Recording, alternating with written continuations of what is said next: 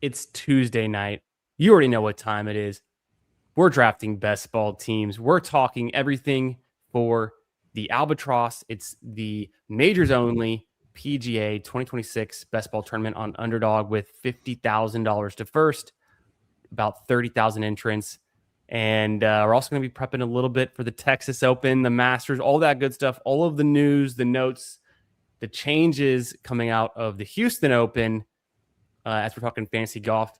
And you guys already know we have an extra special guest here in the Fantasy Football Garage tonight, Mr. Byron Lindeque of Back Nine Bets and the Fantasy Golf Degenerates on the Mayo Media Network. He's a friend of the channel. He's been on before, and I'm glad to have him back. Also, make sure you check out his Patreon. He's also known as the Model Maniac for good reasons. He's got all your golf bets, your fantasy, and more. Mr. Byron, how are you doing tonight, sir? Fan of the show as well, not just a friend, and happy to be on again. It's been a while since I've taken a peek at. I went to Missouri a couple weeks ago, probably months ago, to do a couple Albies, and it's been a while. So I'm going to have to find some time before the Masters to quickly zip down there and rip a couple from a Starbucks somewhere. But this will be a nice little primer to get into and just see. I mean, you are just cooking. I pop in every now and then when you're doing your thing, and I just love everything you're doing. So this is a great it's like a win-win situation for me. I get to get nice and prep for when I go down there and have a good time with you on the show. Hey, I appreciate the kind words, and it's been an interesting golf season to start off. I think we've got some notes to get to, some news to get to, some injuries to get to. Mm-hmm. Is it Masters week yet? Everyone's asking. So we're pretty psyched on that. Of course, I can already hear the music playing. I can already see the azaleas, and I can already taste Roy McIlroy's championship dinner. Man, what a menu he put together. That is, I mean, talk about a guy who's been around the world more than once. I mean, what a nice menu he put together, right? The man is well seasoned. I think that's yeah. I mean, the Wagyu is just, and then those wine bottles, I'm not a wine connoisseur at all, but I can imagine. I think a couple of those go for like $1,800 a pop or something like that. I'm not entirely. It's over $1,000 bottles of wine that I'm sure Angel Cabrera is just slurping down out the bottle. So it could be a very expensive dinner for the current green jacket holder. Exactly. As long as the tab is going to Rory, bring me some more of that wine, right? And the Wagyu. Yeah, incredible. Man, it's like the most wonderful time of the year. I always will joke with people, like friends, colleagues, and everyone likes the Masters. Everyone's aware of the Masters. They're a fan of the Masters. But I always position it as kind of like, it is, in my mind, I block off.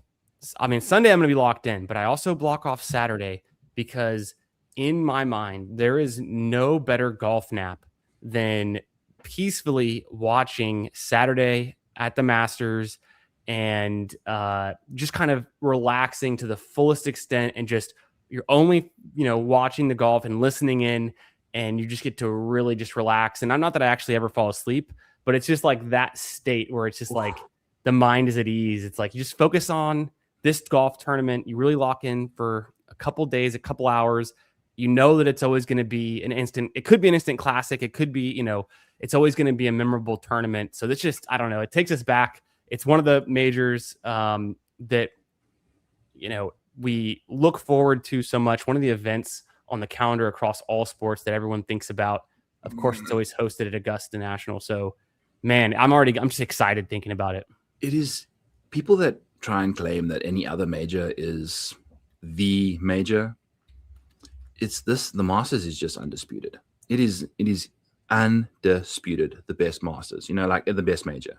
Because Mrs. Maniac would schedule things to go visit people, and all she said to me was, I know the Masters was X date, so I didn't schedule anything around that, but I don't know what the other majors are, but I figured, blah, blah, blah. So I'm like, yeah, what's up, girl. If you mistakenly put it on the PGA, then so be it. Life goes on, we'll make it happen. But do not touch this next week. It's sacred. No doubt. Yeah. I can already see my wife being like, hey, we have something coming up. It's going to be, Sunday. right around 2 to 4 p.m. and I'm just gonna be like, check the share calendar. I'm busy. I got some big plans. I'm not busy. I'm relaxing. I'm listening Yes. to the jingles. I'm listening to Jimmy. I'm watching whoever's gonna come etch themselves into the most glorious history books. Yeah, I'm excited. So I've jumped us into an Albatross. We're waiting on 3. We'll get that to Phil. You've talked about on your show and your podcast this week about some of the news. One of the things that I wanted to get into that's scaring me is Colin Morikawa, and he said, "Okay, I'm gonna go back. I'm gonna play at the Texas Open in San Antonio to get ready for the Masters." He pulls out again. And he's not ready to go. I am on the edge of my seat on this one because across my exposures right now in the Albatross, Colin's on my front page. I'm 24% Colin Morikawa. He's probably about 20 golfers down. The field average would be, I think, around a sixth of your draft. So like 16, 17% is pretty fair. So I'm not ridiculously overexposed to Colin Morikawa, but it's almost a fourth of my teams that he ends up on. So I have been hammering Colin. I mean, being a 2-time major winner, the course history, the tournament histories, he made a lot of sense. He was having a good year before. He's having a decent year, right? He's totally fine before the injury, the back. So how are you feeling right now with Colin, not only for the Masters, but just rest of season? When is the PGA? Is that in May? Let me pull that up. The exact schedule. I've lost. It's. I think it is still. It's RBC, and then it's the Charles Schwab still, and then the Charles Schwab is not before the PGA. I don't. The PGA is actually it's May 14th, so it's actually pretty quick. Pretty quick turnaround. Right. It'd be a month later. But it's still a decent amount of time for the Albatross. I think the biggest concern for Colin is the Masters. I would imagine by the time the PGA rolls around, he's looking good health-wise. Yeah. Granted, we've seen with Xander, we've seen even with Scotty, injuries can derail you, man, pretty quickly. And a back, that's something that can linger, So I think if I'm you, I'm drafting more drafts and without Colin, trying to just rip that exposure down as hard as you can, just try and I'm sure you are, the drill. So yeah, most definitely. It's going to be fun. But I've got a few slow drafts going. The 4-hour clocks have hit, so they do wrap up pretty quickly, but I've got a few slows still going, and I've consciously been taking guys like Matt Fitzpatrick over him. It's because of Colin's ADP right now. It's around like 8 or 9. It's in the second round. He's an early second round pick. He's just so expensive to take if he's not going to play at the Masters. If he's only going to play in the last 3 events and we still don't know his status, it's tough. It's obviously he can always pay off. He could win at the Open, and that's what you need. So you would have to have taken him in the second round. But I feel like it is expensive right now. And knowing when this tournament opened, Colin was going around pick 20. I've got a number of teams. I wish I had more, but I have a few teams where I've got him in like the 3rd round or maybe even the 4th round. Yeah. And it seems like that's a safer spot to have exposure to, where maybe even you just have other combinations. And sometimes the players, that are today going in the 2nd round used to go in the 4th round and they flip. So it's actually kind of the same teams at the end of the day. But sometimes you get lucky and you do pick all of the right picks in a round, so that you build a super team where you have guys in your 3rd, 4th, and 5th rounds that are now all in the 2nd and 3rd round, and you kind of have that nice spot. So that's one of the things I like to do about drafting throughout the draft season. But yeah, Colin is giving me a lot of scare right now. I think in those drafts that you have him in the 3rd and 4th one, I think at least you got a couple more guys ahead of him that can do the heavy lifting, hopefully. Yeah. But spending that 2nd round capital on him potentially first, the guys are reaching for him earlier this, week or so, problems, big issues. I was, as a big bettor, I was really contemplating getting in on the top 20 in all 4 major market with Colin, because he's, that's a spot to he's incredibly consistent. Him and Xander, No matter what they're doing, they kind of always just find themselves inside the top 20, and it's a concern now. It is a big concern. So we'll find some guys, find a couple other dudes that can take care of business. For sure. Sticking with the injury theme, another player who I believe he WD'd from Houston last week, Aaron Rye. So we've had about a week's notice about his neck condition and the WD. He was a player going in, I would say, the middle, but not too late, not the very end of these drafts, but kind of in the middle range. He's starting to fall. He's a player that I've consciously not been drafting for about a week. I'm only 8% exposed to Aaron Rye across my drafts. I want to say early on, and a lot of the Aaron Rye teams I had were drafted earlier on, I was probably closer to the field amount, or even a little bit overexposed early on, but it's just kind of dwindled down. I mean, he still could be a guy that potentially, plays in every major event. This year he's already qualified for the Masters and the Open. He's number 40 in the world, so he's on track to play at the PGA and the US Open. But have you put a lot of thought behind his kind of rest of season outlook with this random neck injury? Is it something to scare us off of him, or is he still a good pick? I think it's okay to leave him alone because I just don't think he's not going to beat you. Right. Right. Like he can hurt you though, in my opinion. Just taking a look at his track record. I mean, making the cut at Augusta is not necessarily the biggest deal. The guys that are missing the cutters are wearing suspenders and depends and things like that. Sure. Freddie Couples, worse backs than Colin, still trudging himself out there for 2 to 4 rounds at the best of times. So, he's makes a lot of cuts, so he should be consistent for you. But I think if you've drafted 8% of him, you can probably leave him alone. But if you haven't touched him yet, you could take it on. I don't think it's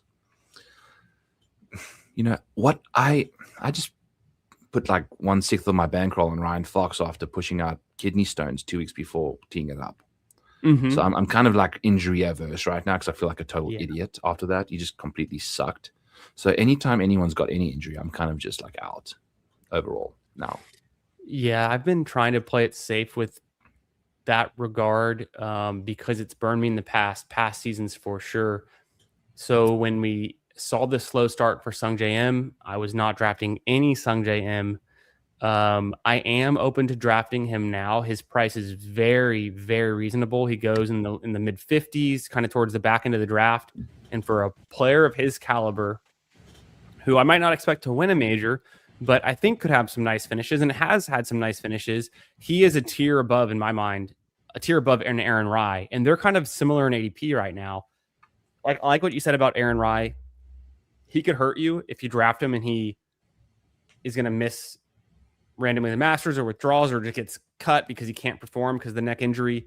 But he might not burn you. He makes the cut like you were describing. I'm just looking at his tournament history. I've always known this about Rye. It's like he and Nick Taylor to me are similar in ways where they might be able to compete or win in some of these other weaker fields, but in a real major event like this, they just don't seem to be guys that can get it done. Okay. But putting Aaron Rye and Nick Taylor in the same bucket when it comes to majors is completely disrespectful to Aaron Rye. Okay, let's be honest here, because we all know Nick Taylor in a major is, for how clutch he is in sudden death playoffs, for him to not step up in the big moments when the majors come through. I mean, this man it's a disgusting track record actually for Nick Taylor, right? Like we are looking at the US Open finished 23rd, but prior to that, I mean, it's been grossly bad for him. So we'll leave Nick Taylor alone as well. Yeah, he's one of my least drafted players. I sprinkle him in because he's on track to play in all of the majors. I meant right about 7%, and I think I've clicked his name like 1 or 2 times in the last couple of drafts I've done, just because he is so cheap, and it gets to the point where it's like you're taking him or like Max Grazerman or someone who's maybe not in all of the events. And so he starts to play the game where it's like shots on goal. I just want someone who could maybe he gets a top 20 at one of these majors. He's going to potentially play in all of them. And that could, hit your roster and be meaningful and help if you just need one more guy who doesn't get cut.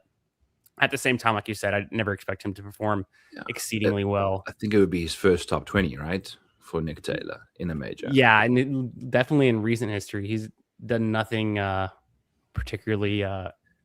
That's absurd. Because he wasn't on my major radar much ever until like I actually dived into what he got up to when he like showed up at the Masters in 2024, and it's like, holy cow, buddy, you get it together in the big moments, yeah. But I know. Canadian Open champ. So 5 spot. Okay. We're in the 5 spot. Shout out to RK Seal in the 4 spot. Good to see you, my friend. Hope you're having a great night. And thanks everyone for being here. We got FK Coolers in the chat. My dog, Hartman, Jeff, aka Money Ain't a Thing. Good to see you, gentlemen. Elite duo here. Jumped in the Albatross with the boys. Let's find a winner. Hey, if we don't win in this one, I hope you make it through, RK. We're all out here. And I think, you know what? The way we've been attacking this tournament as a community, being very aware of the rising players, the good values, the bad values, who's going to be qualified for what. All of the predictions we did for the last 2.5 months have been spot on. We have managed to dodge a lot of bullets and draft a lot of players that are now going higher than they were, and also that have been qualified. And we put out some of those signals, like to jump in on guys like Nikolai Højgaard, who's become more attractive recently, and to name a few. We're on the clock here. Pick number 5. So Byron, it's Bryson. Smash. Yeah, easy, right? Easy. I'm at about I would say about 24% Xander and about 23% Bryson, and so I go back and forth with those guys. Clearly, kind of in this range. I think it makes a lot of sense. Fleetwood was going over Rahm, in my opinion. You could easily, right? With the way that DeChambeau's been playing on Live Tour. Fleetwood was going ahead of Schauffele and DeChambeau for 90% of the draft season, which I think was not where I would have had it. We're back on the clock. We get our choice between the great Cam Young or the 2-time major winner Matt Fitzpatrick. Russell Henley. Ooh, we get the Russell pull up. I don't mind that either. I'll give you some different lineups. I doubt you've pulled him that early. So he's my boy. You'd be surprised. He was going that high to start the year. I'm 25% Russell Henley. So I am 50% above expectation on Russell. Let's go. I think he's so good. Russ is so, dude. I looked up at DraftKings the without market. He's bettable in that. He's the first guy on the odds board. They've got Siwoo Kim and all these other jabronis ahead of him. When last did Siwoo Kim win a tournament? They've got Russell Henley in the without Siwoo Kim market. Like, what the hell is that nonsense? So Russ he's just these giant feet just trudging around there, just taking care of business. So I think I'm happy about that one. Granted, Madden Fitz and Cam Young looking mighty fine too. Yeah. And it's all about, combinations, what you can get. Henley, though, he's the definition of kind of a quieter, but carries the big stick, gets it done on the course, and maybe doesn't get the fan appeal or the hype or the fantasy appeal. But Henley, to me, it's like such a smash. Oberg, of course, everyone he has the best PR team in the PGA Tour. But to me, it's like I've been taking Henley over Oberg the entire draft season. I would too. Bhatia comes back to us. He has been hyped up. What a great start to the season for him. I'm like, how can we not click Bhatia, right? Give me Justin Rose instead. I'm going to just hijack this as my draft. Okay, let's do it. We're getting Justin Rose. You'll be happy to know I'm also 25% Justin Rose, one of my most drafted players, because of his tournament history, the way the guy's playing, the shape that he's in at his age, and he's just killing it. I mean, he's already won this year. Yeah. Patrick Reed, another player I have a ton of, a bag of. Yeah, I would love that. Can you show me the players instead of the draft board? Sorry. Yeah, of course. I'm just going to highlight some players that I like in this range that. So I think the ADP hasn't caught up To specifically Sep. because like me and you were talking about this kind of behind the scenes. Give me Sep. I like You want to Sep. pull up Sep? Yeah. So now that we got a bit of time to chat, Yeah. if you're at the top of the board and you don't have a second in a major, I don't want any business to do with you. Ooh, let's Because go Sep then. He's got that history. yeah, he's got a second at the Open a couple years ago. That is the easiest ticket to winning a major, is if you've won a major or finished second in a major. Burns, what the hell has Burns done? Like the US Open last year was great, but we saw him first round leader at the Houston, and then he finished 21st with a backdoor Sunday charge. Like, he's just not capable of handling it. Patrick Cantley, I watched a replay of a major in like 2018, and Patrick Cantley had a tie for the Masters lead at one point, and it's like, Jesus, that I've never seen that before ever. Like, what does he do in majors? So Sep has at least shown you that he can do something. So it's seconds, firsts, or bust for me. And Justin Thomas is basically undraftable at his ADP, in my opinion. With Justin Thomas, with the current state of the injury. So I was not drafting any Justin Thomas up until we saw him back playing. There was a TGL debut, and then he played. And I mean, I'm getting more than no exposure, but he was a big fade for me all along. Harris. So I'm going to throw out some names. We've got English, Connors, Spieth, Scott, Knapp. Harry English is my guy. Yeah, I know. Harris English. I've been hammering him too. Okay. I'm 28% Harris English. So I mean, buddy, you're doing the Lord's work. These are great numbers to you. Yeah. Harris had 2 second-place finishes last year in majors. Last year alone. He should be a second-round pick if we're just going off of majors only. What are they doing? And then Jason Day gets drafted after him. Like, Harris is going to whoop his ass all year in majors. Yeah, the Jason Day is gone. It depends on where the draft is. Some people just have that soft spot for J Day. Wow, Ryan Fox getting pulled up about 20 picks. Early. Okay. Who do we like in this group? Let's get ourselves through the Masters and go with Corey. Yeah. Yeah, because we know Corey is a Masters hammer, having, I want to say it's 3 top 10 finishes in the last 5 years. But no top 5s, which is kind of bizarre. But I also took a peek. Corey, anytime he played fantastic at the Valero, he sucked at the Masters. So the guy taking a bye week to kind of give us the goods for Albatross it's good on him. I like that. Yeah, happy to get more Corey Connors. He's a guy I definitely drafted. What's your Corey Connors exposure? 22%.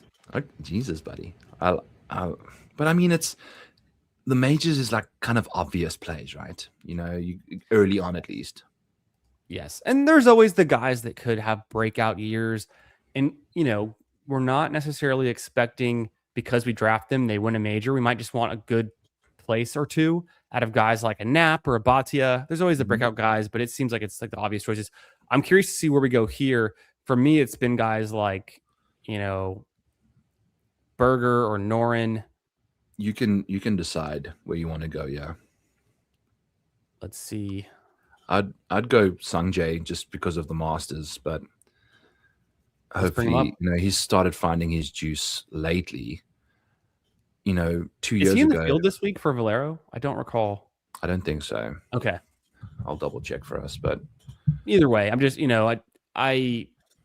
he's healthy. The wrist injury is over with. He's playing. He didn't do great in Houston, but that's all right. Dude, he's got an insane Masters track record. Yes. It's really, he's like kind of a one and done when it comes to the Masters. I think the Open last year was his only really good other major finish outside of the Masters. But, he'll help you advance rate, and then you let the other guys do their work. Spearfish goes, the guy who pulled up J-Day and Ryan Fox takes Michael Thorbjornsen and Michael Kim, both 20 picks ahead of ADP. Scroll a couple more not qualified for the Masters. That's pretty different. Silly. Scroll. Yeah, let's scroll. How does Penn sound to you? Completely out of the blue there, but I think he might come back around. We could take him here. You do your guy then. You pick your guy you want. I don't know if you're going to hate this. We went with what? We went with Sungjae for the Masters, so now we get Harman for the Open, which is we're piecing it up at the back piece here now. Do I think Harmon's going to contribute? Maybe just a made cut for us at the Masters type thing. But I think I like how we're piecing this together. Now, I think we can kind of get off of the Masters, guys, and then try and find some specialists down the road. Oh, Pinch goes. Sometimes Pinch does come back around. That's all good. We'll knock another one out there later. No biggie. We could have taken him there, though. I feel bad. I switched out your pick. We're trying to draft the team through your vision, but I've been making. You might barf. I hope I don't scare you off with this one. Harmon's my most drafted player. Okay, I'll just take a sip of some cherry Diet Coke here and just pretend you never said that. Yeah, it's just because he's the open hammer. It's once you get there, all the money's at the open. Especially in the 8th round, you're good to go. I'm not going to tell you to draft Cam Smith at all. I know. How about Gary? Dude, Gary. Yeah, just grab Gary. Let's do it. Yeah, so I've been advocating Gary after about pick 45 is totally fair game. If we get him at 53 here, I think he just has to qualify for the Open still, if I'm not mistaken. And shouldn't so be hard how there's he's plenty of playing time. right now.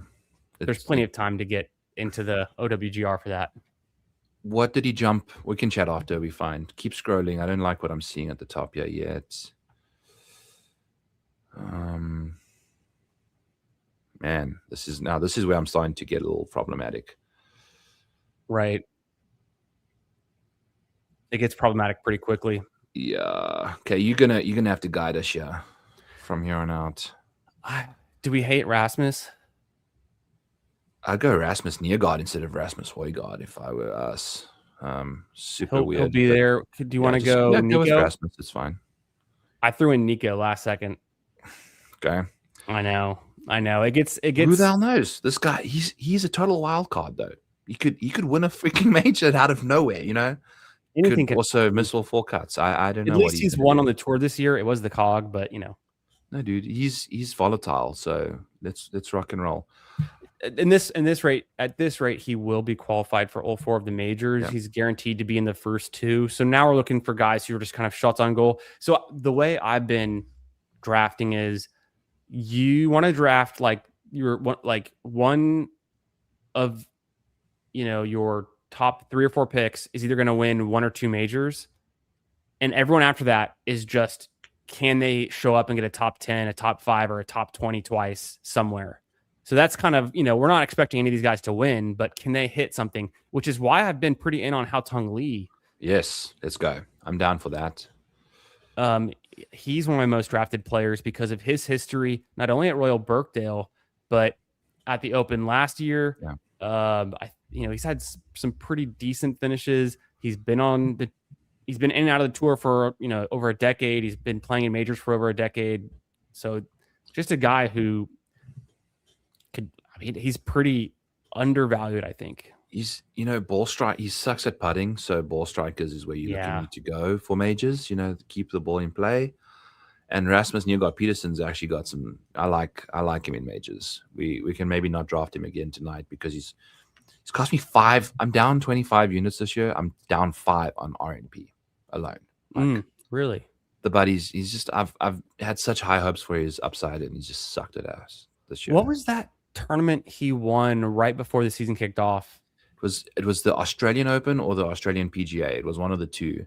And it was the one that Cam Smith, which is an indictment on the man, to 3-putt to lose your home tournament when you are Cam Smith and your best weapon in the bag is that beautiful black Scotty Cameron. Like, that was disgusting. I even bet Cam, for that final round because I was like, my guy. But yeah, Jeff here. That is honestly one of the funniest things I've seen. That is so good. Where's the other guy? Where's the one guy that didn't die? Exactly. We have a running joke between Jeff and I and kind of the channel that we've been saying about Cam Smith.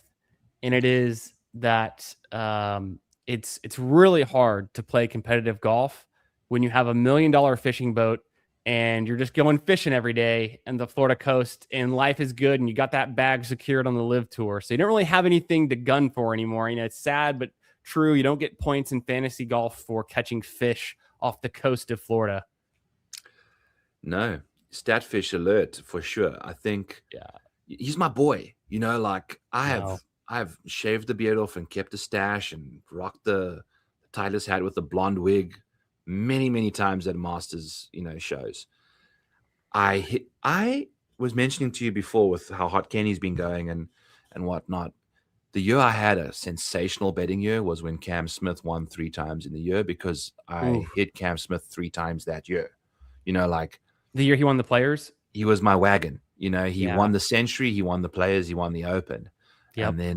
And then I died when he won the Open because they asked him about Liv and he gave a non-answer. And then I was like, oh boy.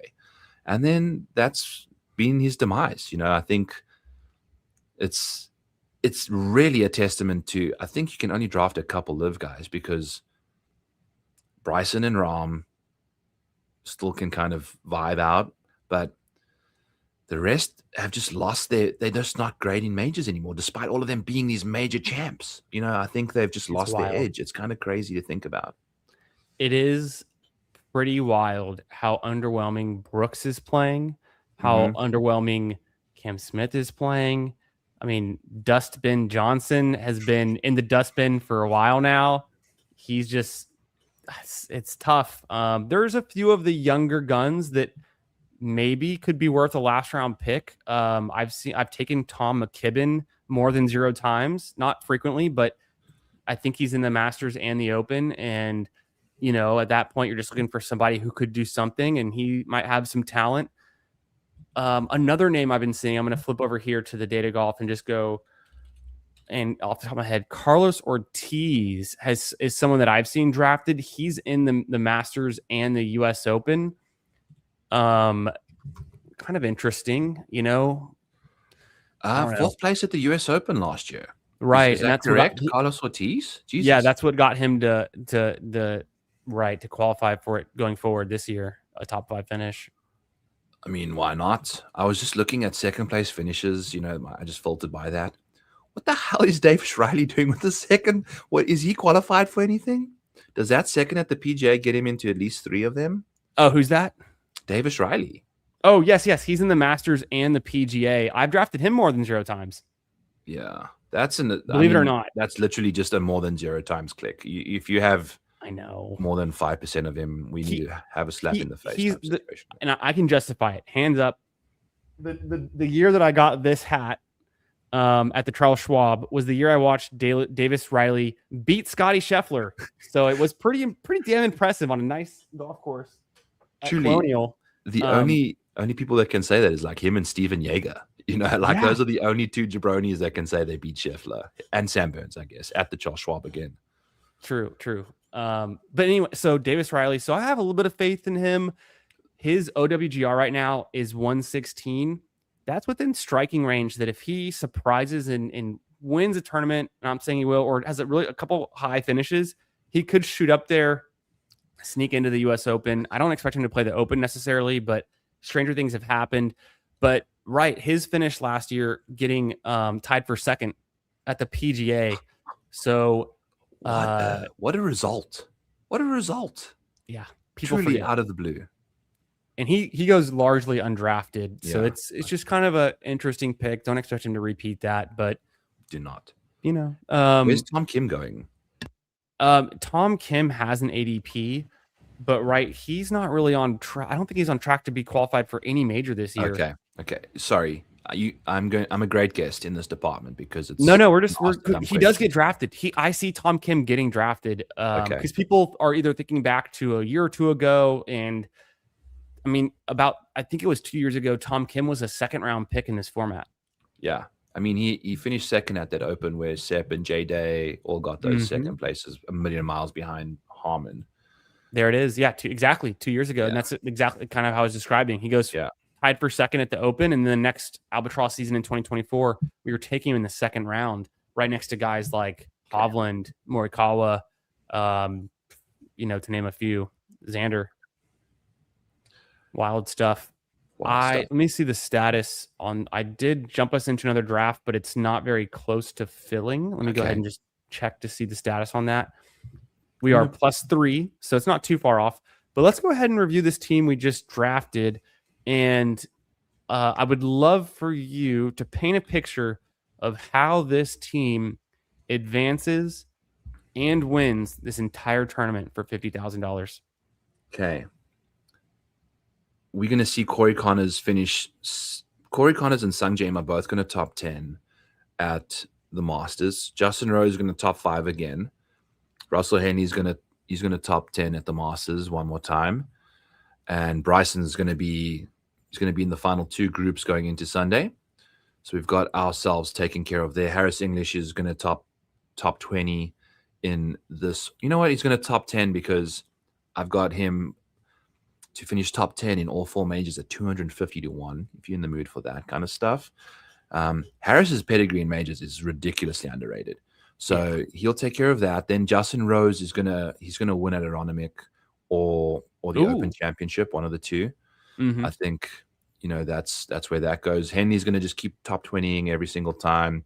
Bryson's gonna show up a couple times in top 5s. Haotong Lee's gonna show up at the US Open, do his thing. Which Aronimic is the US Open, right?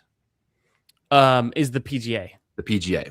Where's the US Open venue is? It's at Shinnecock Hills. Shinnecock. Yes. Okay. Beautiful. Yes, sir. So I think Haotong at Shinnecock sounds like just a wonderful, wonderful option. Rasmus Nørgaard Peterson's going to top 20 a couple. Gary is going to crush all the US tournaments for sure until we get to the Open. So he's not going to help us there, but H is going to be wonderful. Sepp is going to be wonderful across the pond. Harris, Justin Rowe is going to be great. We've got obviously Brian Harmon, who could potentially win his 2nd Open Championship in the roster as well. And Nico Echeverria is going to lose to him in a playoff at the Open Championship. Oh, wow.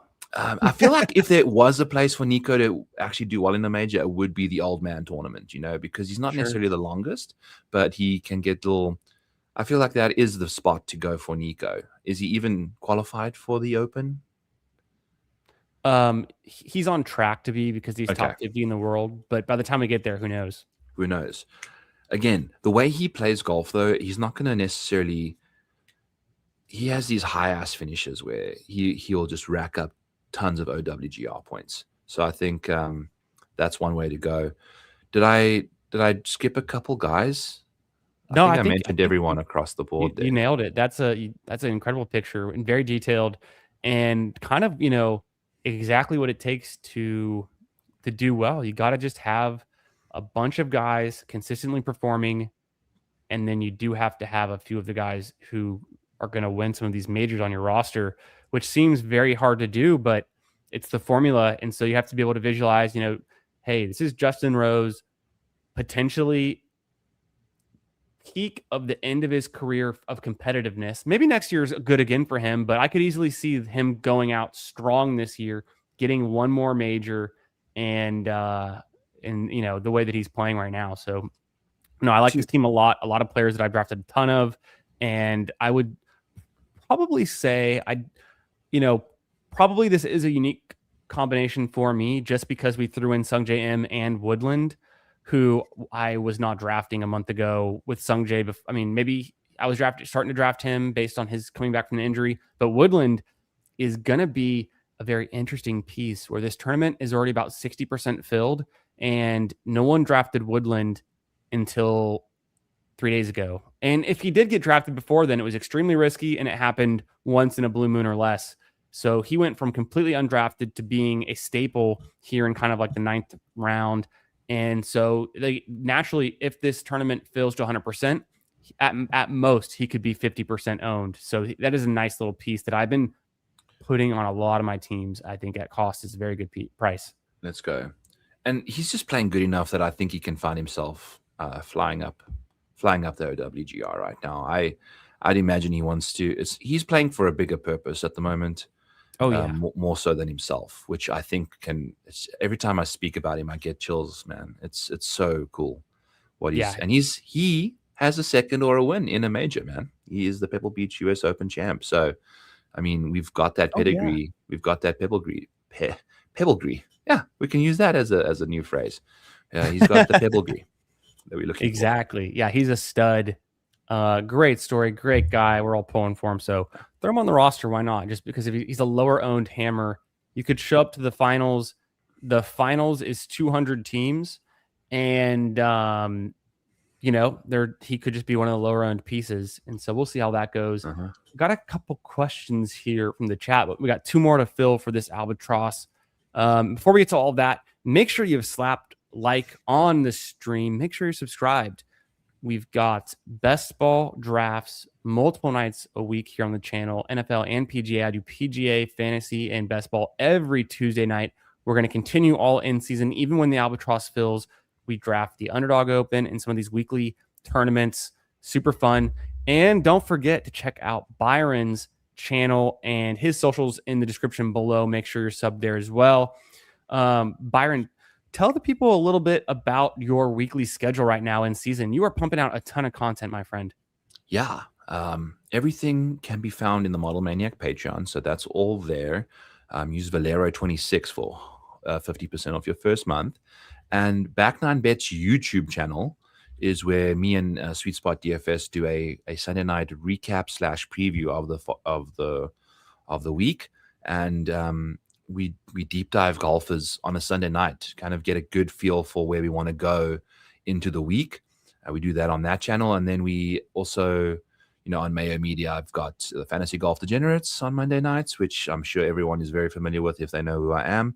And then my own Back9Bet show that's now on Mayo Media, doing our thing over there with myself, sometimes some guests. I'll be having Spencer on for the Masters, which will be really exciting. Awesome. Good stuff. This draft is starting. As it gets started, and we pull up the next board. We'll find it here among all my slow football drafts, which is very fun. We'll pull this one up. We are in the 3 spot this time, a little bit different. Shout out to RK Seal, friend of the channel, in here again with us. Thanks for being here, bud. Appreciate the retweets on Twitter as well. And okay, we'll get to quick questions from the chat. Also, shout out to Chris B, our New York Jets fan. Always with the kind words, my friend. Good to see you. Hope you're having a great week, bud. And thanks for being here, supporting the channel.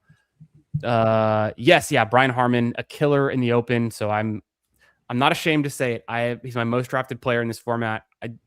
I'm kind of calling my shot a little bit. If he gets injured and misses, I'm going to be crushed, but it's okay. We got to take a stand somewhere.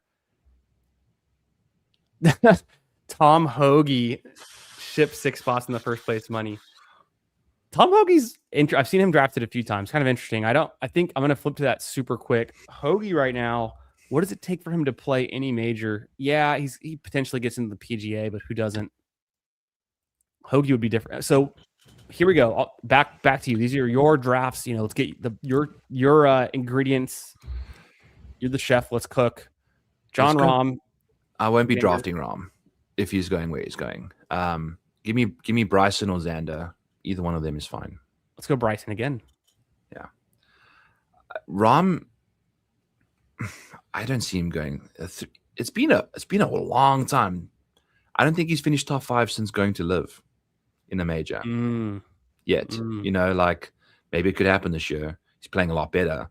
But the 2 guys he beat in the tournament that he won was Harold Varner III and Thomas Dietrich. They were in his final group. I mean, those are 2 freaking trampolines, dude. That's not a win. That's just beating up a bunch of dweebs. They were both hugging him, ecstatic that they just won millions of dollars for getting waxed by him. They showed no competition. Give me Bryson instead of him right now, from a mental perspective. I don't mind that. With Bryson having 2 wins on the Live Tour, and just overall having won a major while being on the Live Tour. Facts. And he's starting to figure out Augusta. He's had now 2 top 6s, I think, at Augusta in the last 2 years, which is something that Rahm hasn't done. We're back on the clock. Obviously, we have to fade Colin Morikawa here with the recent injury. We can go Bobby Mack. Interested to get, pull up Bobby Mack, get a little bit different here. I'm cool with that. Mm-hmm. I'm also interested to get your take on Goddard. Do you think he's a guy that can push for success in the majors, given what we saw with him at the Scottish Genesis and the Open last season, and his current 2 wins on the PGA Tour this season? Give me 2 seconds to answer that question. I don't trust him without Not at this price. I mean, the third at the Open champion. I mean, that is very enticing. You know, the fact that he's an absolute juggernaut in those links conditions. But elsewhere, debut at the Masters. Right.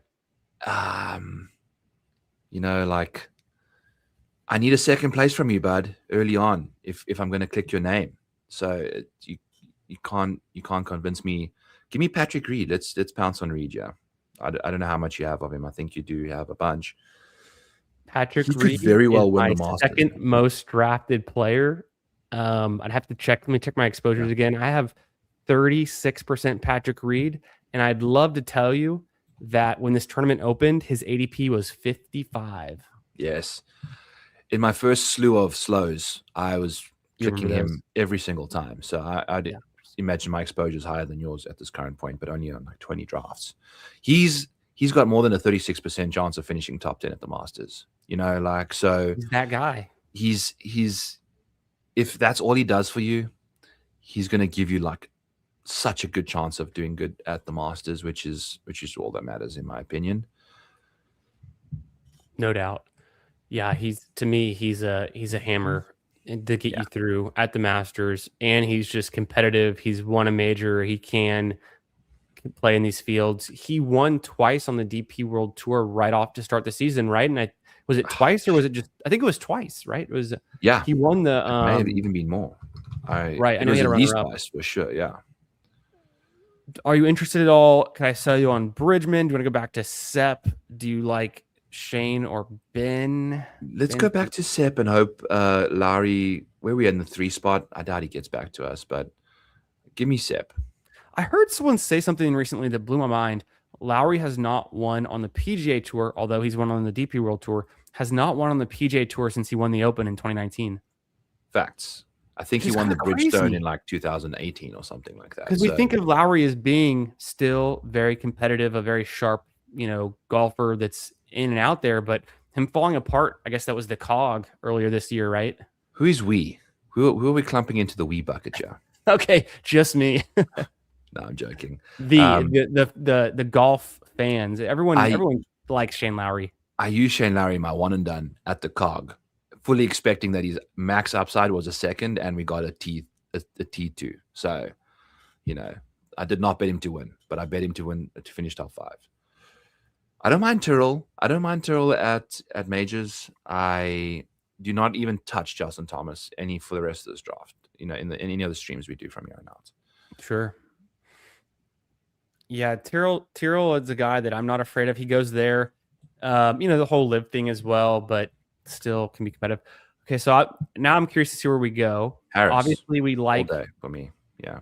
I think we go Harris, and just know that in this format, he's the right guy. Yeah, no, he's. I think Harris's made cut record at these majors it's absurd. Very good. It's really, really impressive.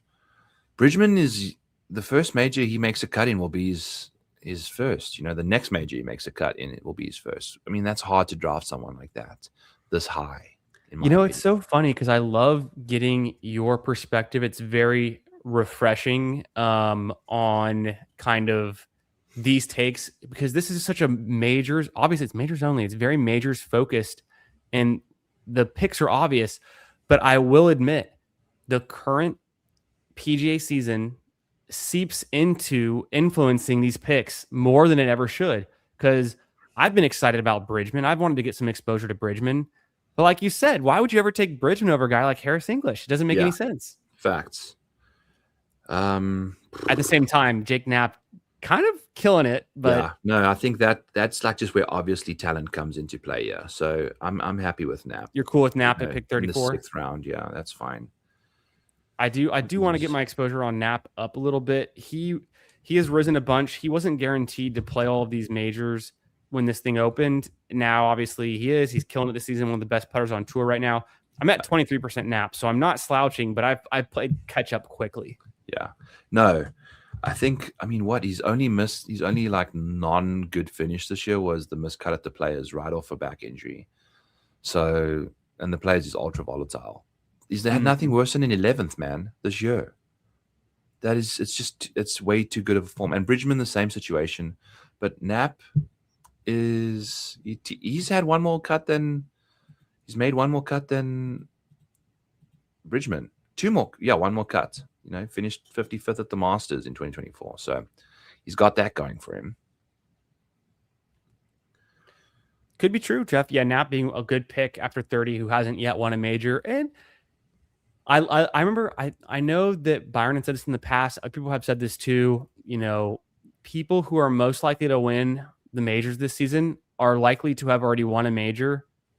But there's an occasional guy like a Spawn or Xander before Xander's first win before he going on to win again that season. There's potential that one person could get their first major. Speaking of, we're in this range again where it's kind of like Kitayama, Berger, Hall, Harmon, Keegan Bradley. Last time the PGA Tour played at Aeronomic, Keegan Bradley won in 2018. So that's kind of an interesting course history. But are you interested in any of these guys? I'll take Norin. Yeah, take Norin. Yeah, Keegan's just not playing good enough golf right now. Yeah. Keegan's playing badly right now, isn't he? And although he is a US Open or PGA champ, I guess he played kind of solid in majors last year, but I think this Ryder Cup has like completely screwed him over in the head. He's just a shell of himself right now. That's my fun fact for Keegan Bradley is, that the last time Aeronomic was on the PGA Tour schedule, he won there. I think it was a BMW championship, if I remember correctly, in 2018. With Alex Noren, my new favorite fact for him is that he has the second highest public bench press weight amount of anyone on the PGA Tour currently. Alex Noren apparently can bench 285 pounds. Incredible. I'm not shocked. He's got little T-Rex arms, Swedish T-Rex arms, and off he goes. Can you guess the one golfer on the PGA Tour? So this is not including like Bryson. Can you guess the one? Can you guess the one golfer on the PGA Tour that has publicly benched more weight than Alex Noren? He's on the screen, right? Ryan Fox. Fox. Fox was actually like right below. He was number 3. Yeah, I thought you said Fox. But let's make this pick. Do you want to go Fox? Let's go Penge again if you want. Let's get Penge. I think I'm down for Penge. I'm just trusting in his just. To me, he's starting to find his feet again. Swings fast, good enough for me. He's so good. He's so talented, and he's got talent that people don't. He's got ability that people don't have, and talent for days too. For sure. 28th at the PGA last year, solid. Yeah, not bad. There's some hype around him in the fantasy circles. Please, and star Wyndham Clark as well. We will not be drafting him. I know. He's a head case. It's a mess. I just threw him out there because he was one major, but I'm pretty underexposed to Wyndham Clark. I had a few of them early on. I'm at 4% though. I stopped drafting him completely probably 2 months ago. I'll give you the answer. So it's an obvious one. Brooks Koepka, only back to the PGA Tour. Apparently, he's on record for benching 315. I'm not shocked. Insane. And then you're right. Ryan Fox was number 3. I forget exactly, but his was like 265. Or actually, they had his converted from kilos to pounds, and so it wasn't like a round number. But some jacked golfers. Fox is just such a dad, like such a stocky.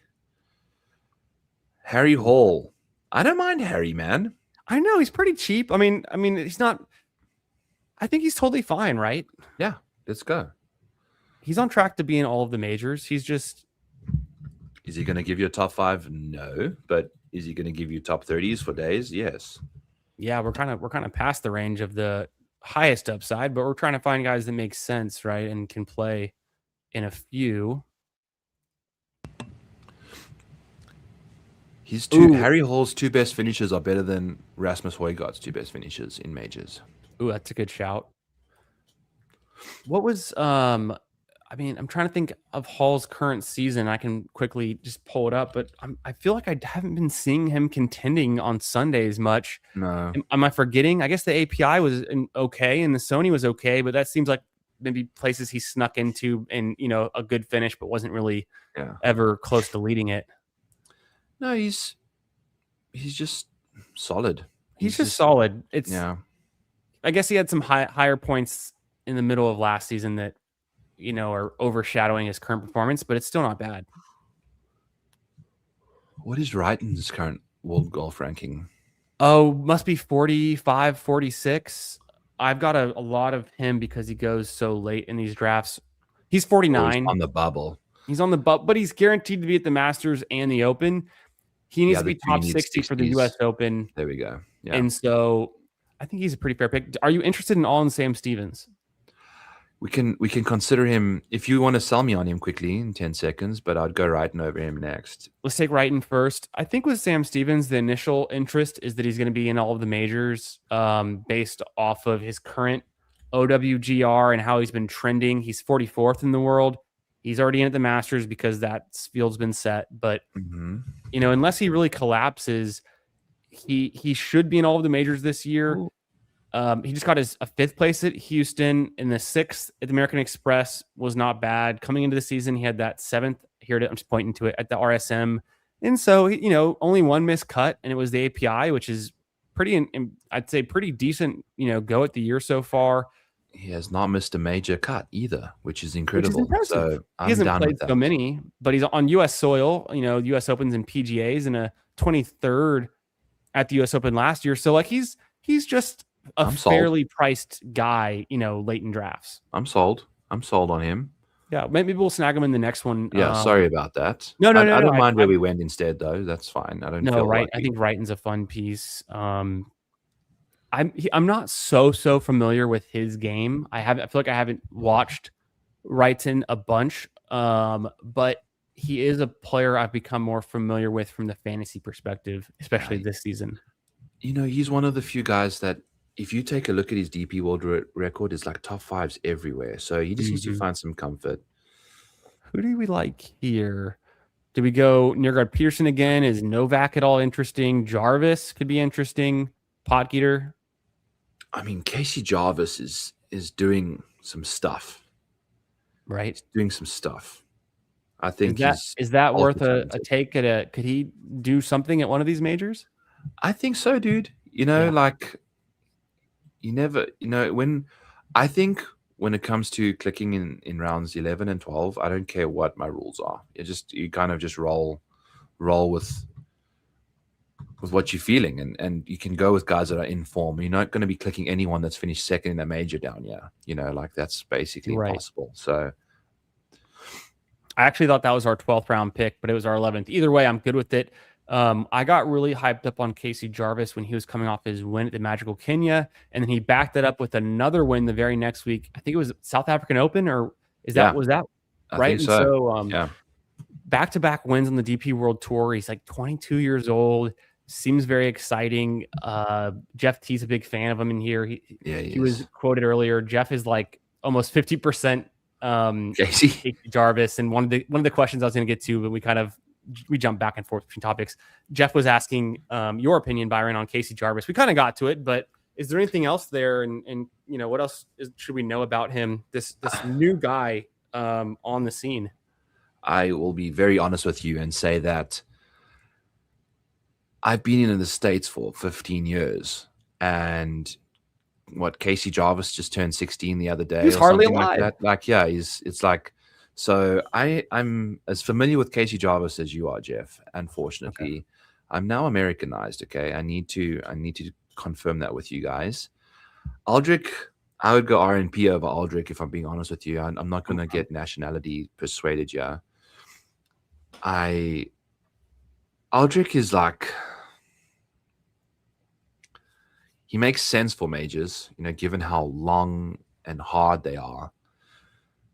There's just a lot going on right now, and the putter. I guess the biggest issue is his putter, which can change very quickly.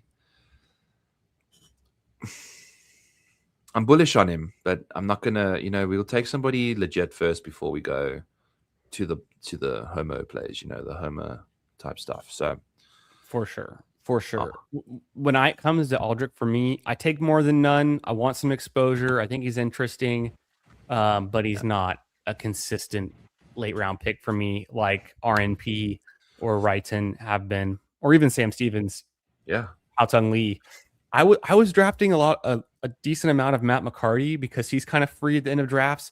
His current injury, I know he's expected to play this week at the Texas Open. I've pumped the brakes just to not be too overexposed, but I was actually pretty interested in Matt McCarty as just a late value guy that potentially could play in every major this year. He had a hell of a Masters debut, I think.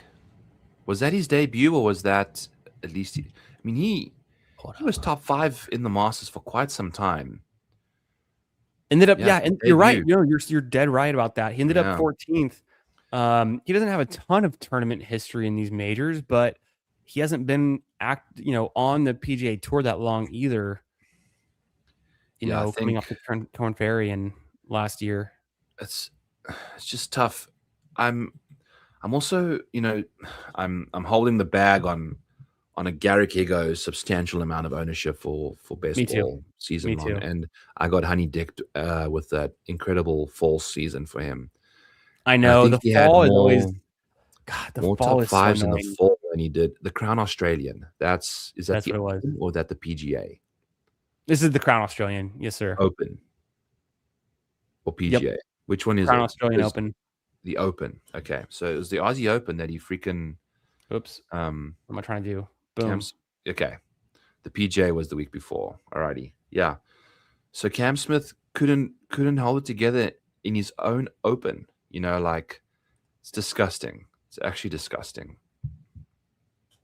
Yeah, I guess he just had a bad Thursday, a bad start, and then not a terrible start, but not enough to get him. He should have won that tournament. I watched it. I was sitting in the middle of my living room watching my boy do his thing, and just there's Matt McCarty. I know, that's why, because I was going. This is Matt McCarty's. His fall was so strong. Yeah, I mean, 14 at the Bay Current is not bad. T3 at the Bank of Utah. T8 Crown Australian Open, and then he went to American Express and did a T2. So I was pretty. And then 18 at the Farmers is nothing to balk at either. 24 at Genesis. Up until the Genesis, I was taking Matt McCarty very consistently in the late round of these drafts. And it's really only since his injury scares that I've pumped the brakes hard. Probably for the best, though, that I'm not just too overexposed to any one player. Disappointing. That's disappointing to hear the injury stuff, because he's talented, man. He's very talented. Yeah. Okay. Can we, while we're waiting for the next one, after we've recapped we need to deep dive a couple last minute picks. Yeah, of course. That's the part of the draft where I'm really starting to feel a little uncomfortable. So because that's the part where I can start clicking Billy Horschel nonstop. That's the part where I can start clicking Garrick Higgo nonstop. And I don't want to repeat those mistakes. I want to learn from my mistakes and avoid double clicking millions of guys or the guy a million times in the last rounds. Well, we're gonna have to learn quick because the draft snap filled. We have 40 seconds until it starts. Screw I'm it. Gonna give us a just power keep clicking RNP. Yeah, I'm gonna give us a power recap of this team. Actually, no, screw the recap. Everyone saw the team we drafted, and there it is. It's beautiful. Let's focus though. Let's focus on these late round picks. Okay, Thor Bjornsson. He's not at the Masters, but he's talented. He's a risky pick right now. I definitely want guys who are into the Masters. That brings us to Brennan, who is kind of scary but kind of interesting. Michael Kim. Grazerman is into the Masters, but he's borderline for the others. Cootie's out. Hisatsune's out. Potgieter's in. Semi Valimaki's terrible in majors, but he's at least in. Carlos Ortiz, we talked about it being in some. Herschel's not at the Masters, but he is at I think he's the PGA and the US Open, if I'm not mistaken. So that's kind of it. Otherwise, we're really scraping the bottom.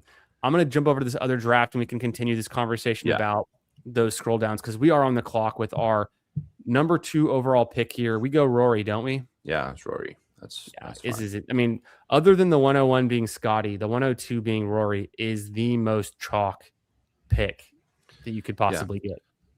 The Rahm in 3 spot is concerning to me. I'm happy to. I would likely not have a lot of John Rahm if I've been drafting a lot, and I likely won't if he's going 3 when I go down Missouri. It's not going to happen. I like this. To me, it's a bold take because I'm just thinking of it from a very narrow perspective of Rahm has won majors. He's got a green jacket. He's a guy that, I'm going to want. But the recent performance and the change to live, I mean, there is cause for concern at this expensive of a price, especially. And Ludwig in majors, apart from the Masters, man, is Masters doing a lot of heavy lifting for old Luddy. No doubt. I mean, I hate seeing Colin's name up here. His ADP's already fallen an entire round, but he's still getting drafted. Some people are drafting off ADP. They're just getting in here. They're new to the tournament. They're not really plugged in maybe to the current news as much. Henley, Hideki, Mac, Hovland. We can do Henley again. It's a different, now we're with Henley with Rory. It's a different combo. Yeah, I'm cool. I'm cool. Where do you see Hideki fitting in to these tiers of golfers? He should be like a 4th or 5th round pick, in my opinion. Ooh, okay. Interesting. He's just inconsistent, you're thinking, and he's not good at the Open? No, he's consistent. He's not going to give you upside. Let's go Vic. He's consistently not good. He's Hideki Matsuyama. Alrighty. When was Hideki's last top 5 in a major? Besides when he got his green jacket, I mean, I don't know. I'd be pressed to answer that. A top 5, he probably doesn't have one. 2022, he finished 4th at the US Open. Okay. Then he's got a Masters win in 2021. That is it, man. That is it for top 5s in majors. Like, we're getting you got 10 golfers to choose from, and you're going with Hideki Matsuyama. Like, he's making cuts, but that's it, dude, in my opinion. So there are just some of those players that stand out in our minds. You think of Hideki, you see the Strixon, you see the glasses, you see the yellow shirt. He's a sex symbol. He's an icon, right? Asics, he's an Asics symbol. Hatton? Who's that? Tyrrell Hatton. Oh. Yeah, we can pull Hatton up. Boom. Shane is just not. I think he's broken, dude. I know, me he too. checks all the boxes I need him to, but apart from the mental capacity to play good golf again, and then we can I'll just hammer those boys there. Yeah. Give me your. Don't break my heart. I'm a Texas guy, but give me your honest Spieth take. And first off, who do we want? English, Connors, or anyone else? Isn't it funny how high Minwoo Lee goes? Yeah, give me H. I'm very bullish on Harris English going into the major season. Jordan Spieth. Honest Spieth take on, can he complete his career Grand Slam this season at the US Open? Can he compete in a major again in his life? Is it this year, or is he just has been? 2023 was Jordan Spieth's last top 10, which was a 4th place at the Masters. Outside of that, his next best finish is a 14th at the Masters. That's it. Top 20s, that's it. In the last 3 years, those are his 2 top 20s is the Masters. He doesn't have a top 10 this year, but he's got like a multitude of top 30s. He's like Hideki. He's Texas Hideki, in my opinion. Man. Sorry. No. I'm sorry. It's okay. I need this. I need the honesty. Texas is better than Japan, so you got that going for him. They might honestly have about the same landmass and population as well. They're probably very similar in a lot of ways. True, but Texas is probably a younger population. How about we can nap over Spieth? No, let's go Spieth. Let's go back on what I said. Okay, the Masters. Maybe he gets some good momentum at the Masters. I think we can expect some love there. And honestly, the 6th round is not the most expensive price for a 3-time major winner guy. Yeah. Okay, so Keegan, sucky kind of, but he does have this interesting course history at Aeronomic. But let's just keep that on the burner. We have Noren again, Berger. How does Kurt Kitayama sound? Yeah, I'm interested. He is a guy that can flash, right? I like Kurt Kitayama. Kurt Kitayama 4th in the 2023 PGA Championship. Look, you're not going to get consistency from him, but I'm assuming you haven't drafted too much of Kurt, given the fact you just glossed over him quite nicely. I'm at 16%, so I'm exactly the field amount. So I do like to be balanced where I'm getting Kurt every couple drafts. I'm open to it. Okay. Will not fade Kurt Kitayama. I think the the distance thing for him in majors is a big deal. So I'm all aboard there. What is Ryan Fox got up to in majors? And nothing too impressive if I remember off the top of my head. Like maybe some top 15s, but I don't think any top 10s. Yeah. I think his best is a 16th way back in 2019 at the Open. It's tough. But he has made every single major cut since 2023. So you're getting... That's good. I lie. He missed the cut at the Open last year. But okay. That's a really solid track record of majors making cuts, though. I want to do you a favor as well. I'm going to zoom out a bit, and we're going to... I know it gets small, but we're going to scroll. So if your ADP is after 70, you're essentially hardly drafted. And we are on the clock, so we can make this pick and then come back to this list. So we could do Sungjae, Harmon, Fox, Hall, Penge, Stevens. Let's go with the only non-injured guy there at the top 3 and go with your boy. I'm cool with Harmon, man. Boom. He's that hammer. He's the open hammer. First or second. We're not seeing a lot of them here, and he's a freaking Open champion. And then we're coming right back to pick 50. Let me see if I missed anyone here. I'm cool with Stevens. I'm cool. Yeah, Stevens could be kind of reaching, yeah. But yeah, let's get him. We talked about him. He's interesting. Penge goes. We took him last time anyway. Same thing with Hall. Okay, I'm gonna scroll down. Let's try to see if we can do you a favor. Some of these picks I'll highlight that late that we haven't taken so far. Kind of around 65, I'll say, is really where it starts to get late. McCarty, we know he's injured. Kim, Kiefer, I think, is kind of interesting. Very much so. We've taken a bunch of RNP. Grazerman is been interesting in the past. Throw back in Jarvis. Hisatsune is just not really qualified. We talked about Podgeeter. He's in the first 2, not the last 2 so far. Tom McKibben shows up again.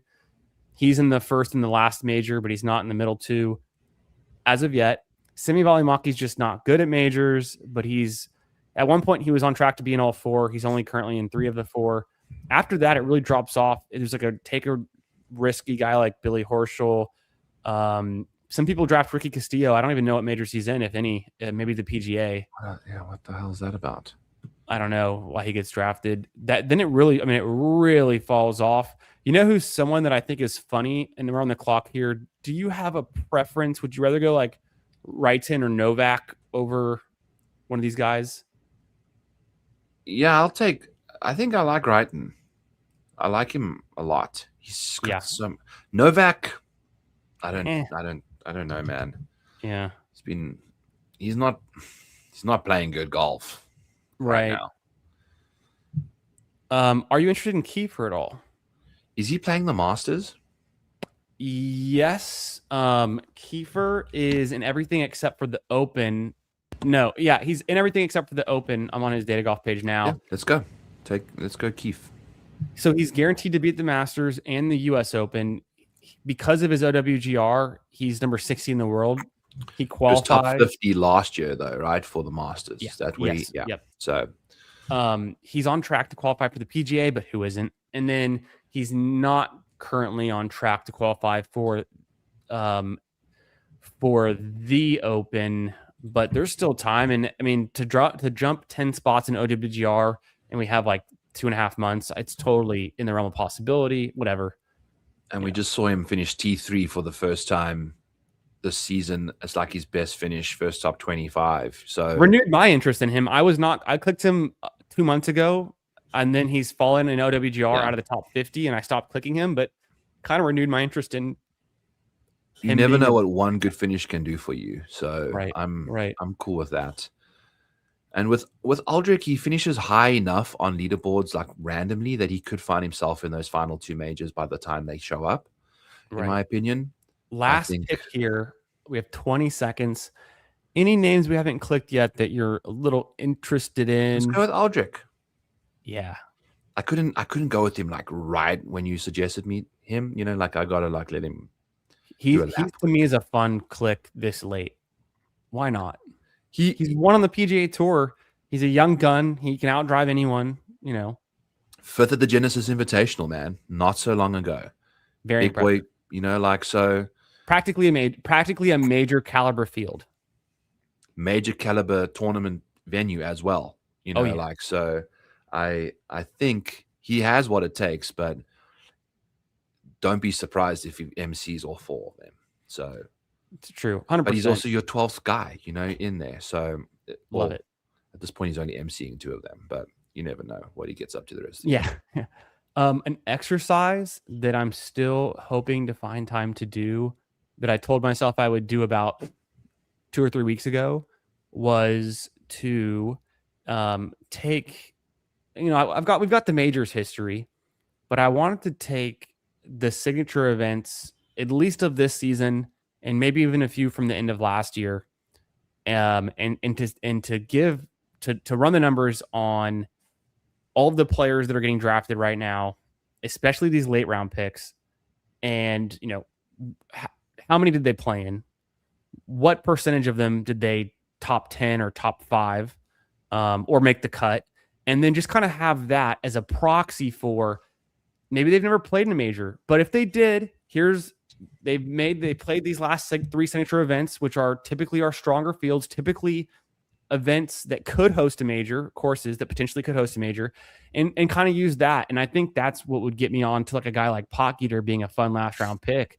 Not only the fact that he's won on the PGA Tour last season, but like you mentioned, the 5th at the Genesis would show up in that kind of analysis. And so that might be able to get me on guys who, instead of just taking a shots on goal approach with maybe a late Michael Kim, who might play in every major or at least 3 out of the 4, or someone similar, but they don't really have that. They're not really like competitive. It might get you onto a pick or two who could only play in 2 or 3 events or whatever, but might just have a higher upside in, a given event. We may have this data by the time we start the next draft, depending on how long that takes. I'm doing some magic for us here if I can. Incredible. So don't mind me just being a bad guest. I'm just going to run some stuff, make sure I can get the right events in this thing. You guys like how I snuck that in there? Actually, I got Byron. I prompted him to get the work done for me quickly, under the guise that I was planning to do it myself. Hey, I'm happy to be a man for the people. Don't you worry about it. This guy, incredible stuff. If you guys are just joining the stream now, we've drafted 3 Albatross tonight, and we're going to keep going. Make sure you've smashed the like button. Make sure you're subscribed here, and make sure you're subscribed to Back 9 Bets. Link in description below. I'm also going to throw it in the chat right now. Actually, I'm throwing again into the chat the Model Maniac Patreon. Subscribe to get access to all of Byron's great work. But I'm also going to throw in the Back 9 Bets YouTube channel. You can find it in the description. I'm going to go ahead and do you a favor, throw it in the chat here. Make sure you're subbed to Byron. Catch him when he goes live weekly. I mean, this guy's churning out fantasy golf and betting content, so don't miss out. If you happen to be new, if for some reason you've been living under a rock and you're not, maybe you're new to the fantasy golf space, maybe you're coming over from NFL and you're dipping your toes in, make sure you're following this guy here. Make sure you're subscribed to what he's doing. Hey man, I appreciate that, man, and I will hype you up too. I think you do more streams than I do as well. How often do you go live? I'm doing the golf show Tuesdays. I've got a weekly, typically Monday night NFL show, Ballsy with Bindles that we do. We've been having to kind of move it around. We've had some scheduling conflicts, but that we're going strong with that. And then I like to do another night or two throughout the week on NFL best ball, where it could be a Thursday night, could be a Friday or Saturday night, whatever I'm available. I kind of just put it out there and then get it going, and then randomly I'll pop up, friends and other great people in the community. Happy to guest on when I can. Being a late night streaming guy, I wait for the house to settle down. Hopefully the kids go to sleep, and then I can go live. So I'm not always able to join many people as they're live at like a 6 p.m. time. I'm kind of like the late night central crowd. Sometimes Pacific guys like to check in here, but yeah, just going live, typically about 3, maybe 4 times a week, and then guesting some. It's just as much as I can handle. Let's go, man. Yeah. I would love, maybe I can reschedule a late night stream for us to get together on my show. Ooh. But I'm typically at 2 o'clock our time, 3 o'clock most Yeah, it's Easterns, which is because of the children. Like of course. now you only get like 2 hours with her when she gets home. No doubt. Yeah, it's hard to burn it at both ends of the candle as well when it's waiting for them to go down and then going live and then also taking care of all my tour responsibilities and everything and getting up early and on time and everything. You know how it is. You know how it goes. Yeah, it's life is tough sometimes, but nobody cares. So we've got to. It's so hard playing fantasy golf. It's so difficult. Oh boy. I'm gonna jump into the chat for a second and just catch up with the great people and the great questions. We touched on some of these points. We touched on Casey Jarvis. We think he is a good pick. We think he's interesting, up and coming. 42% Patrick Reed from Jeff Strong. At that range, that's where I start to think of injury risk, but at the same time, hey, I'm 36% Patrick Reed and I'm 44% Brian Harman. So I also probably need to chill a little bit on some of these picks, but that's kind of that injury risk range that is a little bit overweighted in this kind of format. Because just what if Patrick Reed's a great pick? What if Brian Harman's a great pick, but for some reason they withdraw from the Open? It sinks. And on it, but at the same time, they at least not your first round pick. So there's ways around it.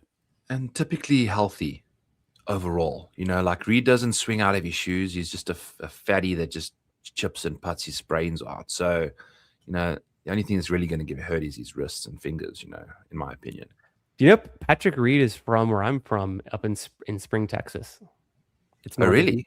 Yeah, I don't have any association. I don't know him or anything, but he just happens to be from. And there's a lot of people. It's a pretty big suburb of Houston, so it's not like it's a small town or anything that we would know each other, but just there's some affiliation there. Patrick Reed. Let's go, man. That's hell of impressive. He doesn't seem like he's from Texas though. Like I don't know. He feels like he's a New Yorker the way he behaves. But yeah, he's a little bit more of the heel, the villain. It's kind of fun. Yeah, he is. I think he leans into it a little bit. Yo, what's up? How we doing? Let's go. Appreciate you being here. Horschel's a valid last round pick. If you get fantasy points for TGL performances, I would agree even more. But unfortunately, this is just majors only and doesn't include simulator golf. I think Billy Horschel might be a top 5 simulator golfer in the world. He may be the simulator golfer in the world. How far do we want to run back our SIG event stuff? What do you think's reasonable? Because there's going to be a lot of guys who just weren't in them last year. And so if we go even further back, it just kind of maybe makes those guys look worse. Well, it's going to be a percentage value, so it'll just be in their total starts. That's a good point. So I don't know what I think's reasonable for like recent history. Obviously, if we do major history, you can only get 4 per year. If we do SIGI history, you get like 7 per year. So maybe like 2 years is decent. You want to start 2024 to now? Yeah, that makes sense. And 2024 is kind of the recent version of what we're currently doing, right? In 2026. Yeah. Was it 23 was the first year that they started? I think so. Yeah. So it's still relatively new, but man, let me catch up in the chat first, but I have another great question for you on the future of the PGA Tour seasons, and how the schedules come together. I'm very bullish on what Brian Rolup's going to get up to, man. The guy seems he understands what's going on. Yeah, he seems like a guy getting things done. Amen. Was it you that was saying that Rolup's going to move to the NFL and take over when name escaping me, commissioner of the NFL Goodell, when he retires, you think Rollup steps into that? It was not me that said so, but I wouldn't be shocked if you can overhaul the PGA Tour, you should be worthy of going to any major sport and being the main man there. I can't believe I missed Hartman's comment earlier. Hideki mid Suyama. Oh, that is gold. That's I will. Can I see who said that? Hartman number 2. I will be quoting you and shouting you out because that is going to be my new, especially on Masters podcasts. Hartman's a homie. He's a G. Hartman and I stream a lot of NFL best ball together, and he likes to dip his toes into the golf world. He's been getting really into the golf this season as well. I know he's dabbled in the past, but he's been really interested in it and learning. And so it's I think it's super fun for me.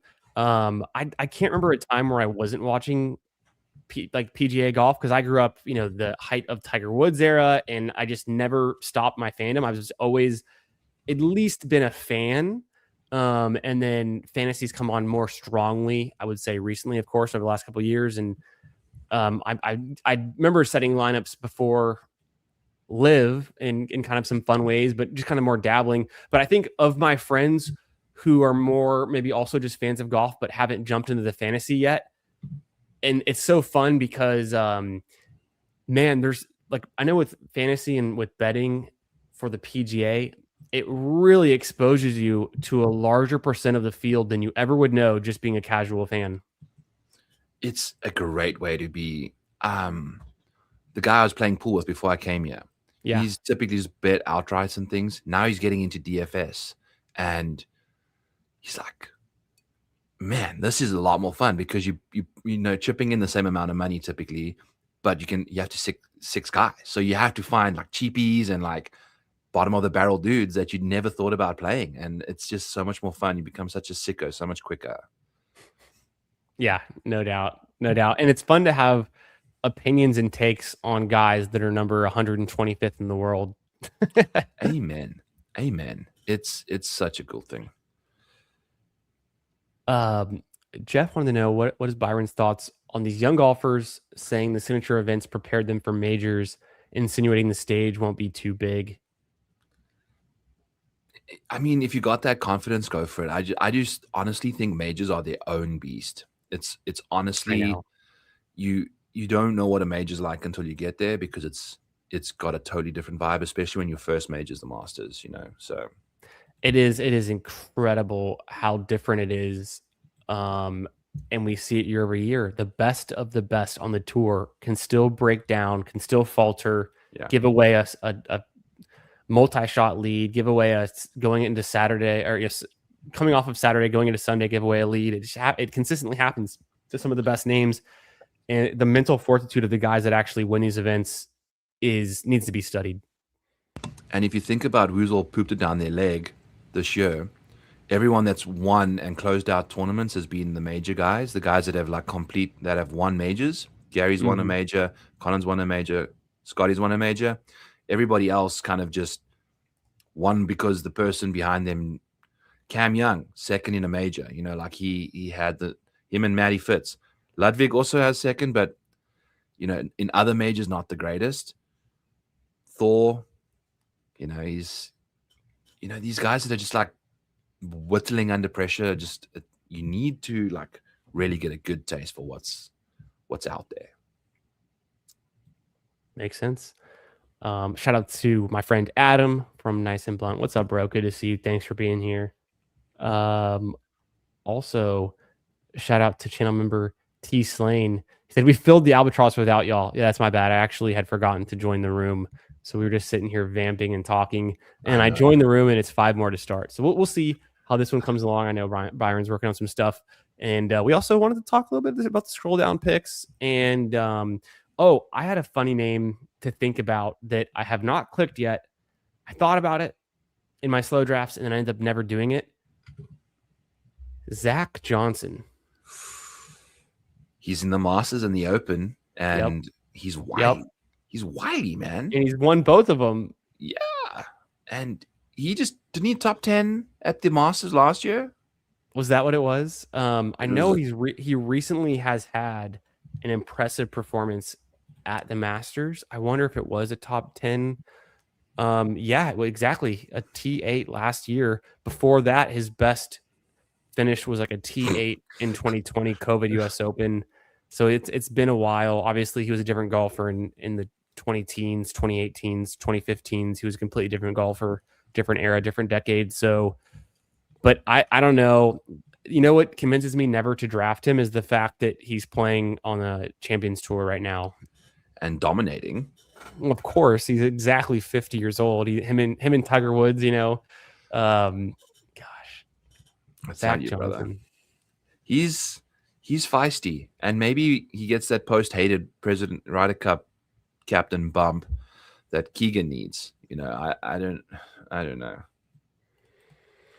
I don't know if I can see myself clicking him in this format. If I was going to actually get to maxing like 150 entries, I probably would have more than 0. But I'm just over the halfway mark on my entries into this one, and I'm not.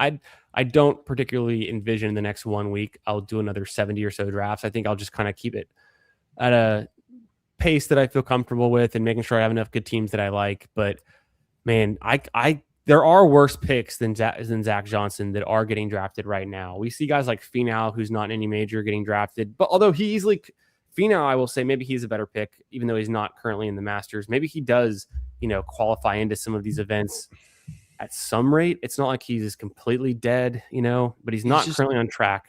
He's not finishing high enough on leaderboards to get himself those points that he needs right now for Finau. He doesn't have a top 10. I think maybe he has the Farmers, but that's it. Unfortunately, right. No, it's just T11 for phone. Yeah, phony. Exactly. Phony T now. What do you think about Homa? He's also a pretty. I group him in kind of that Finau group. It's 2 years ago in this exact format, the Albatross. Both of these guys were a second or a third round pick. Homa might have even been a first round pick, crazy enough. But I mean, he's qualified for the Masters. He's not on track to qualify for anything else. And the way he's playing right now, he will not qualify for anything else. Like, is Homa worth a speculative pick?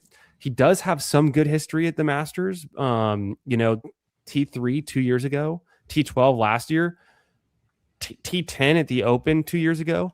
Is he a guy that is worth a little risk to sprinkle in, and then maybe he jumps into all these other majors at some point this season? Or he needs to be in like 3 lineups max, in my opinion. Like, he's not.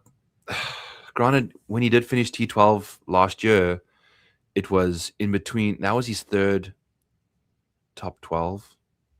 And I think that the one before that, in a space of time, was the previous Masters and then at Quail Hollow kind of thing. Like, he played well at the 3 places that he's now typically played well at. I just don't see him playing well enough to get into the other ones. He's not finishing top 10s enough. You got to finish top 10s in order to jump in world rankings. And he's just like so consistently finishing inside the top 30, but outside the top 10. When was his last top 10? Homa's last top 10 in a major? In anything. Just anything.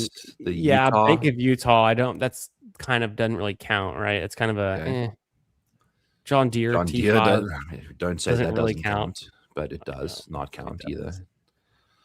Like in the last 25 starts, he's got those 2, and they're like nothing events really, so I don't know. Yeah, I feel like he's a guy that could burn me because I haven't been drafting him if he does get into all his events. Because the problem is he is close to 100% drafted in this format. His ADP is such that there are certain sharp rooms that just let him go. But like you see, even in this last room, he went pick 69. And honestly, in most rooms, he goes in the 11th or 12th round. So he is going to be in a ton of lineups that are going to be advancing after the Masters. Yeah, dead after the Masters. So I'd hope that plays into my benefit, where he doesn't burn me. He doesn't do something good at the Masters to get himself into the rest of these tournaments, because he is the one player right now that is the most likely to burn me that I haven't drafted, I think. But is he really, like, that 10th at the Open was when we thought he'd found, like, that was at the peak of his powers, like at the top of that graph that we're looking at right now, was when he T10 at the Open, and that was his first top 10, I think, in a major. And then I think the following year he did well in the Masters, and then and then that was it, dude. Like, that was it. So it's not good. Yeah, it is interesting. I feel like Homa also does a really good job of maybe marketing himself and the PR and the social media. He kind of rode that wave in the early 2020s and is a very household name of a golfer and on the TGL, and we see him and he's recognizable. And so for whatever reason, he just seems to carry himself with a little bit more prestige than he's currently playing to the level of, which is funny because like to the casual fan, if you're like, you know, Max Homa or Russell Henley, they might just be like, oh, Max Homa. You know what I'm saying? Yeah, 1000%.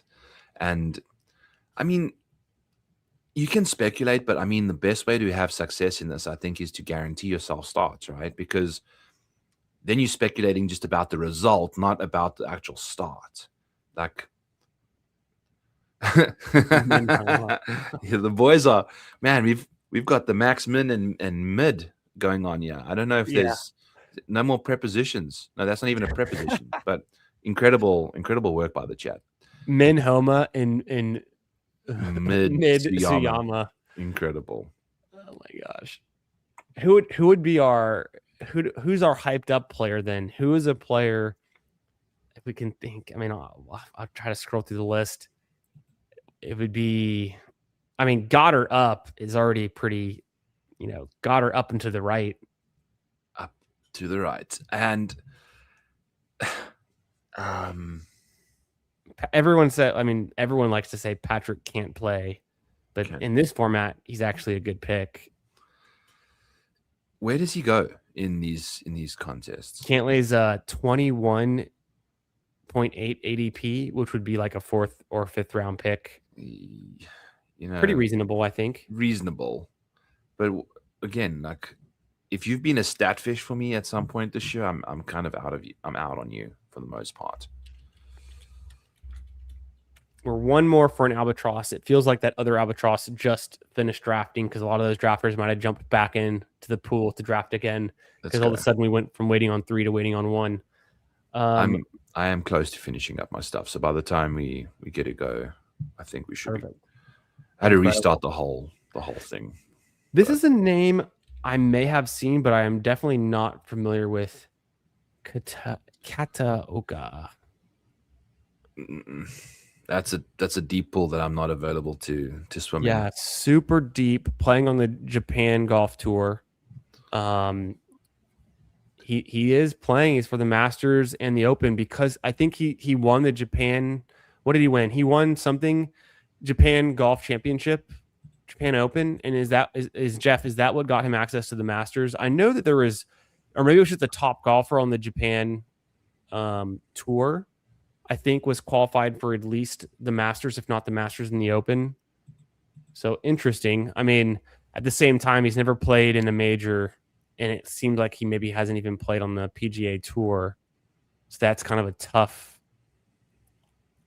But at the same time, I mean, if this tournament was 10 times the size that it is, this would be a name that would be a nice leverage on the field, scroll down pick. But at the size of the tournament, 30,000 people, 200 people in the final, I don't think we have to draft a player like this to find success. But it is kind of fun that he is qualified. And you can click him once. You know, I think that's definitely worth clicking once. I mean, sure. Yeah. He's playing more events than Max Homa. Playing more, and people are clicking Max Homa every single time. Yeah, I should say Min Homa. Sorry about that. Min Homa. Yeah, if we got to we've got to be sure that we are giving the guys the correct terminology. Yeah. A similar play to Zach Johnson, just 22 years younger.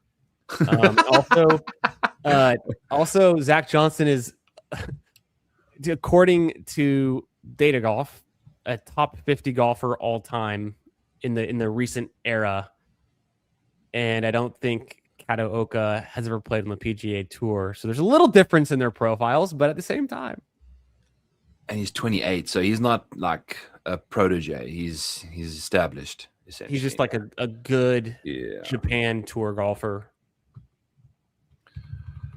366 in the world is impressive if you're one of our friends, but as a professional golfer in a PGA fantasy golf format, I would say not ideal. Not ideal. No.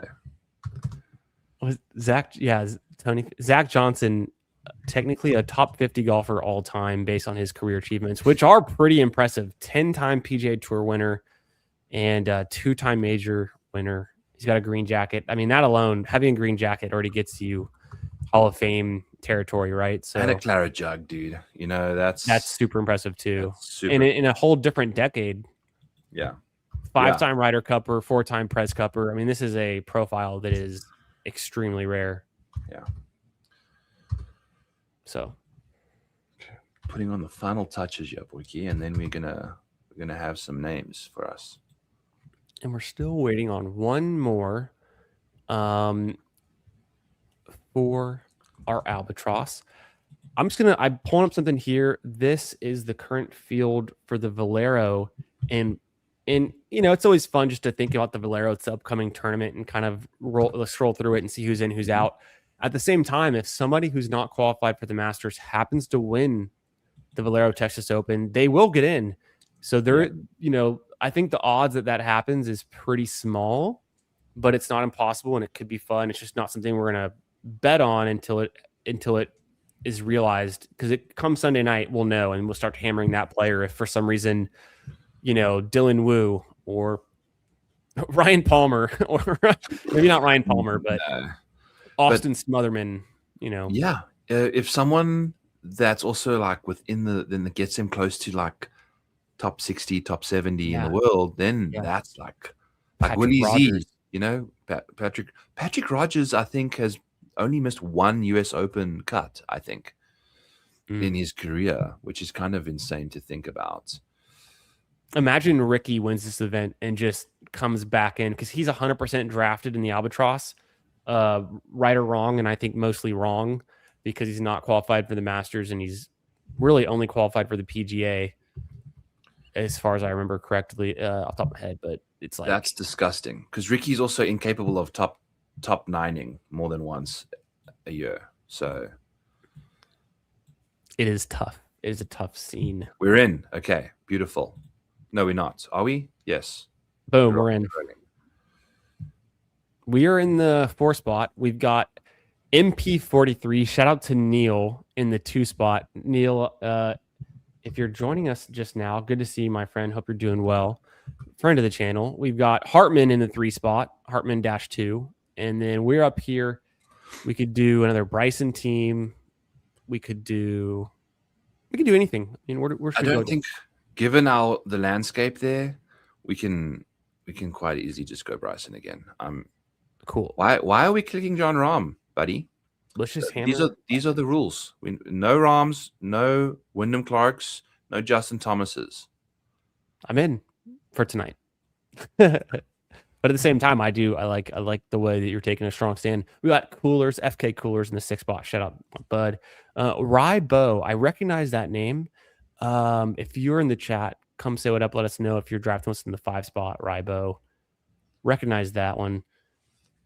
So funny. I hope you're watching, Neil. I would never shit talk behind your back, but I will say it to your face, and I hope you're healing. And I will say it to you next time I talk to you on stream. So NP43, Neil, he drafts a lot of best ball with friend of the channel, best ball guy, and his personal friend in real life. And so I've talked with Neil a little bit, and he's getting into the golf streets, but so funny. Okay, let's make this pick. So Matt Fitzpatrick. Yeah, Fitzy. Yeah, let's go. This is some Fitzy exposure. I haven't had any of that yet. I saw Neil and best ball guy drafting an Albatross on stream, and they're taking guys like Denny McCarthy and like the end of the draft, and Denny's not qualified for any majors this year. So it's just, and if anything, the PGA, but just kind of funny because it's like I'm just watching them. It's like that scene from Interstellar where he's behind the bookshelf, like trying to change history. He's like, no, don't do that. I'm just like talking into my TV, like, guys, stop drafting Denny McCarthy because you know who he is. He's not playing good. It's incredible. But sometimes people like that just land up galaxy branding their way into like Denny winning the Valero and then dominoing his way to.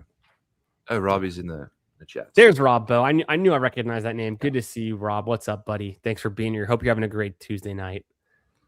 Okay. We talked a lot of shit about Lindeque. Cannot Lindeque, Mitsuyama. So are you interested in Siwoo at all, or just go Patrick Reed? Brooks. How much Brooks have you done? Not too much. We can take a Brooks here. Brooksy. I mean, this is one of the most prolific major guys who's striking the piss out of the golf ball. If he finds a putter, and if there is a place for him to find a putter, it's in a major. So I think okay. You're selling me. I'm I'm 7% Brooks because I've been cautiously optimistic and cautiously pessimistic on him. So let me get some more Brooks exposure. You know, this is a pretty live heavy start. Might as well just lean into it a little bit more. It's not a live heavy start. We've only got one liver on there. We've got Oh, sorry. I still, Brooks we are a inflating that. changed man now. Okay, you're right. You're right. Same thing with Patrick Reed. If he would have been there, it would have been a really live That would have heavy been, start. yeah. I mean, once a live, always a liver kind of guy. Fair. Exactly. Why draft Danny McCarthy when you could draft Will Zalatoris? Both of them are going to get zeros. On Fuego, man. It's seriously funny, and so spot on. So spot on. Hartman, I know you're listening because you're in this draft. It's not just Hideki Mitsuyama, it's Mid-Decky Mitsuyama. Just really overkilling the mids. So mid, it's mid twice. It's exact. But I also like Hideki, but maybe not in this format. I like the perspective Byron's giving us, helping us even it out. Is Siwoo Kim a good pick in the fourth? Do we go Cantlay instead? Give me Siwoo. I think he's at least got some sort of a pulse. He started this season kind of hot. Maybe he's cooled off a little bit, right? Yeah. Well, he was putting relatively okay when he started off hot. He's back to, and the ball striking simmered down a smidgen. But to win the Players at some point in your career, to me, puts you in a tier where winning a major is possible for that guy. It is possible. Yeah, absolutely. Granted, the fact that he's just pooped down his leg every single time he's got the chance, but it's also been when Scotty has been like, every time he's played with Scotty, he can't do it. Scotty's in his head. He's completely screwed him over there. I'd have to look, but is Siwoo, does he have at least a decent tournament history at the Open? At the Open? Yeah, I'd have to look real quick. We're about to be back on the clock. I thought maybe I'm thinking of someone else, but I thought he was okay at the Open, not a complete dead weight.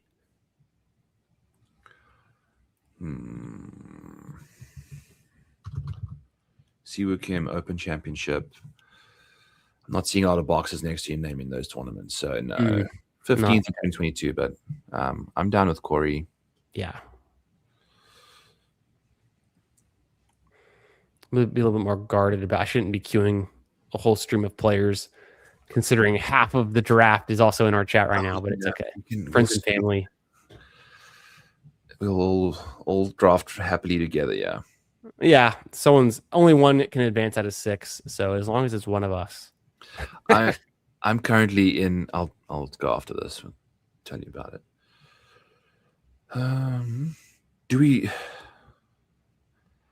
I was so bullish on Spawn in the first round for best ball this year. I know. God damn it! Then he got vertigo. Like, that's the problem. He has vertigo. Hey, there he is, MP43. What's up? AKA going broke. Yes, Model Maniac is the man. Neil, I knew you'd show up at some point. I hope you heard us shit talking you. I'm kidding, but just a Denny McCarthy joke. I hope you heard that. If not, I'll say it again when you're listening. How much Mav? I think Mav is just he could pop. I would take Mav over Spieth. Okay, we're interested in Mav. Let me show you my Mav. It's going to be low because I'm Spieth over Mav usually. I'm at 9% Mav, so I'm a little bit below the field there. He's not necessarily like the greatest major guy, but exactly, yeah. It's like Rob says Max Wu. Yeah, Max Wu's makes sense to me. Minwoo Lee, I drafted him a ton. I was 33% Minwoo Lee the very first month this Open because he was a 50th overall pick. Him rising to pick 26, I stopped clicking him as often. I rarely click him now, but yeah, I mean, there's a reason he's rising up the board. It's a signal that he's been playing well. Yeah, he's a new guy. He's a completely new golfer.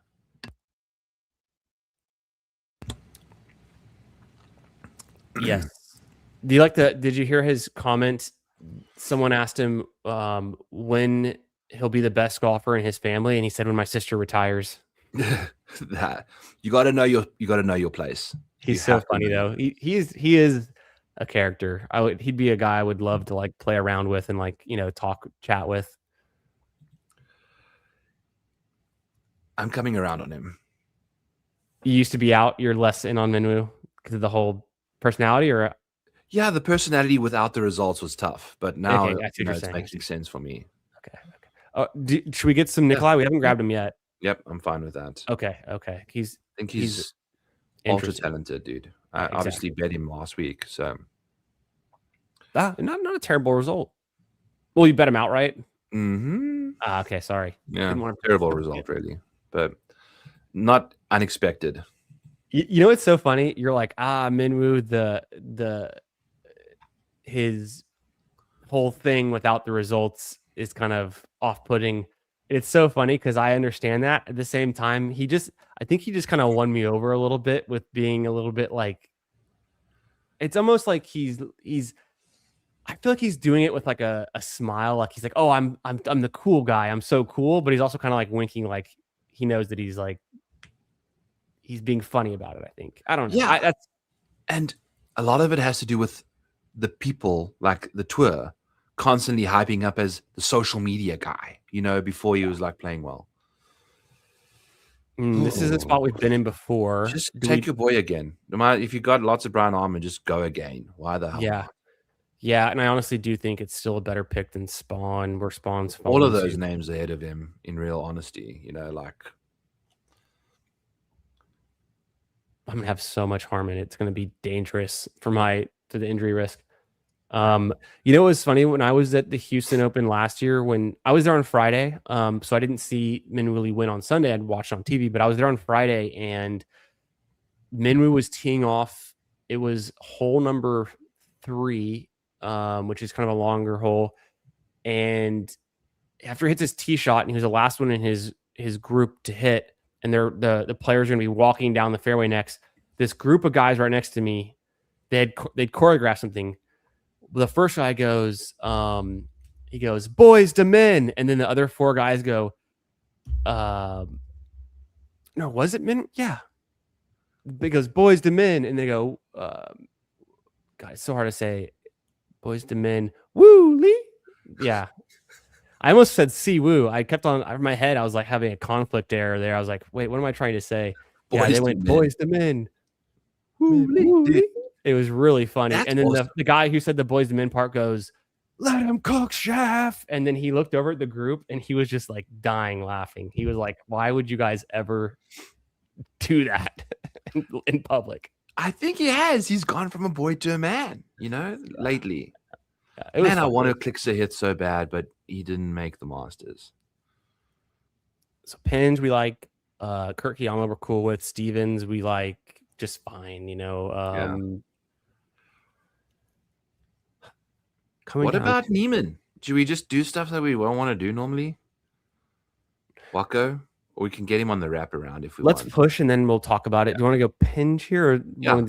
Pinch. Sounds good. Okay. I want to show you with Neiman. It's been a curious case because I never spell his name right. Oh, I did it again. There it is. He previously was only qualified for, I think it was the US Open or maybe it was the PGA. Oh, and I'm hiding it. But he's in, obviously he's not the Masters. He's going to play the PGA and the Open and the US Open. He just can't, there's almost no way he gets into the Open. So it's just one of those cases where it's like, you can take him and we think he's good, but it does, if all the money's in week 17 or if all the money's in the last, leg of the tournament, he almost, I don't know if there's any path for him to qualify for it. I'm being a simp. I mean, I'm being a good guest here. You need to shoot me down when I suggest the wrong names. Okay. But the thing, I've took him one time, and I took him when he was in the last round, because in the last round, it's like, okay, maybe he helps me advance to the final. Maybe he wins, or not win the US Open. Maybe he does well at the US Open. Yeah. So like the opposite side of that is like, there might just be some golfers who are qualified in 2 events like he is, but could just rise in OWGR more than he has the potential to. Scroll a smidgen for us. Yeah. It's back to Houtung. It's back to McCarty, Kiefer, RNP. We could pull him up again. Yeah, I'm cool with wherever we find at the top. Yeah, let's go RNP. We took Wrighton each of the last 2 drafts, I want to say, and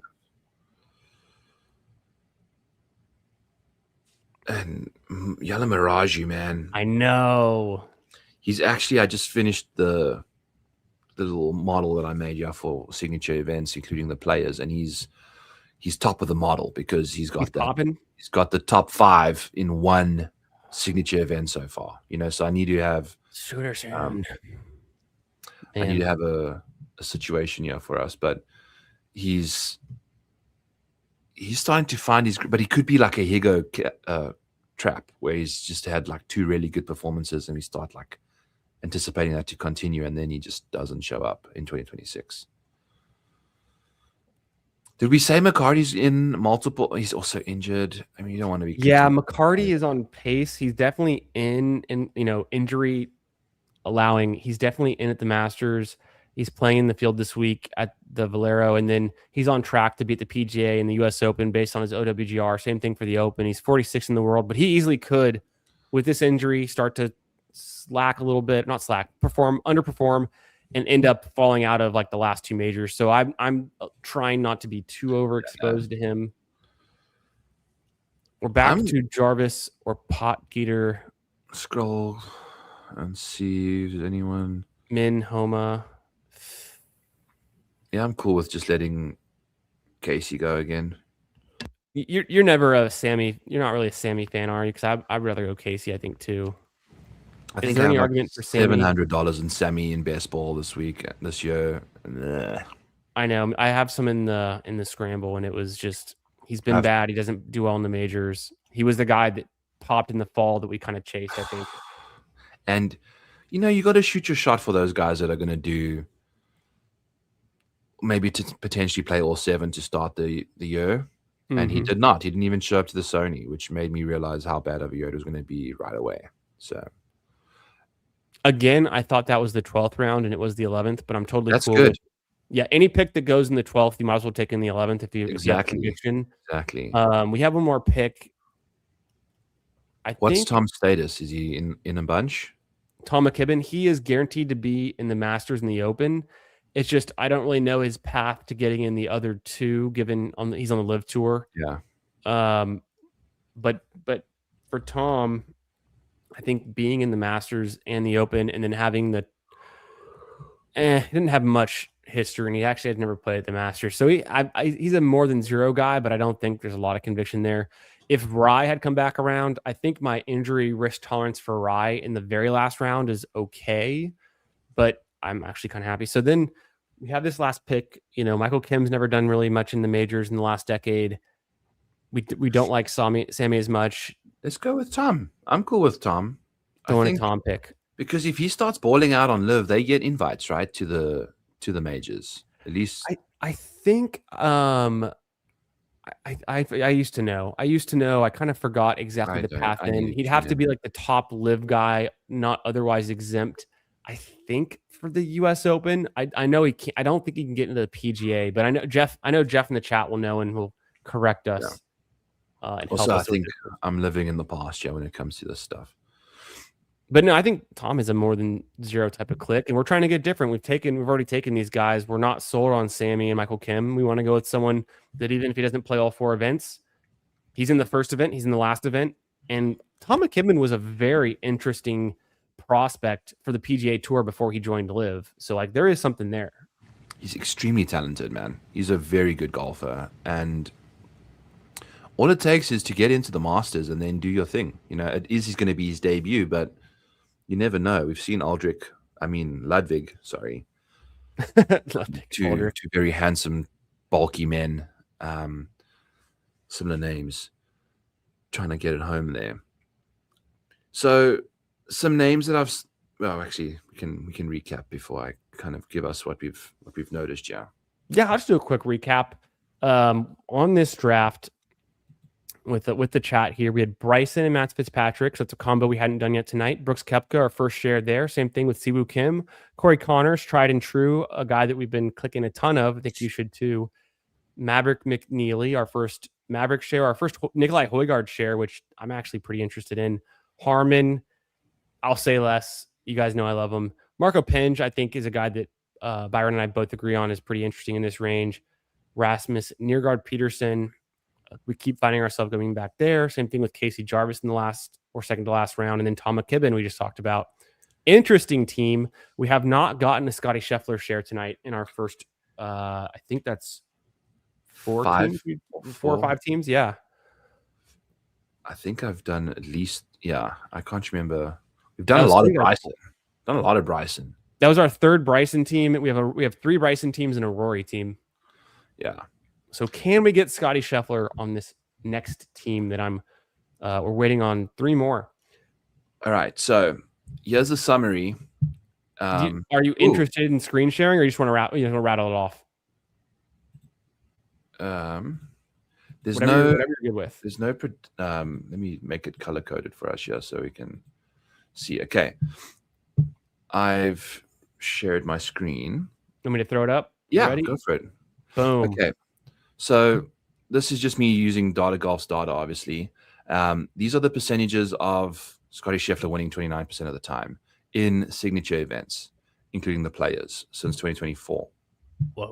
So what I did, this is the total, the kind of total percentage that you're going to find for these guys.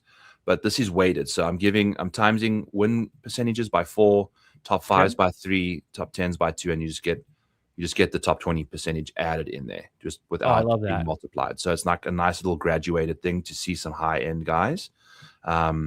With we want top 5s and top 10s to count a lot. Yeah. So JT is going to be there, but he's not going to be new to us. I think Mav is one of the first few guys that shows up quite quickly. Wyndham also. Let me quickly. Bridgman pops pretty nicely. Yeah, he does. He pops really, really good. Freeze panes. So does Mitsuyama. Not too bad. Yeah, he does. He does. But good work. That's where he's priced already. Like that's already where he's priced. So I think the first one I see that is higher on the list than their ADP would be like Bridgman, Berger for sure. Hogan's kind of interesting, although he's not really qualified for the majors, but he does get some shine here. Aldrich, obviously, like we were chatting about, he's there. Bobby Mack going way earlier than we think. Wow. See, Sam Burns being all the way down here is kind of crazy to think about, Wow. Same thing with JJ Spawn and Matt Fitzpatrick. What? Yeah. I mean, Matt's hasn't. I guess he won the RBC Heritage back before 2024. This is yeah. No, you're right. It's I wouldn't have expected that. And then Corey Connors. I mean, I kind of expected that.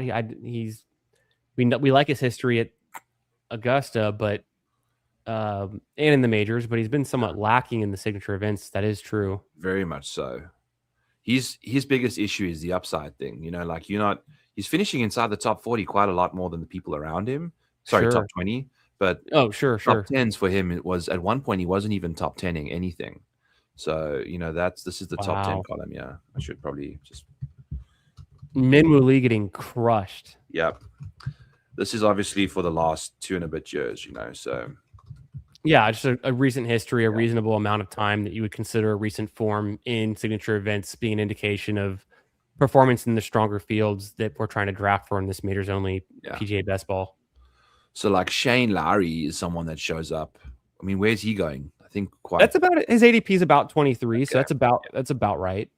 And again, there's a couple guys that I've hidden already because there's 1 or 2 names that you have to have at least more than 10 rounds, for me. Okay. To pull you in.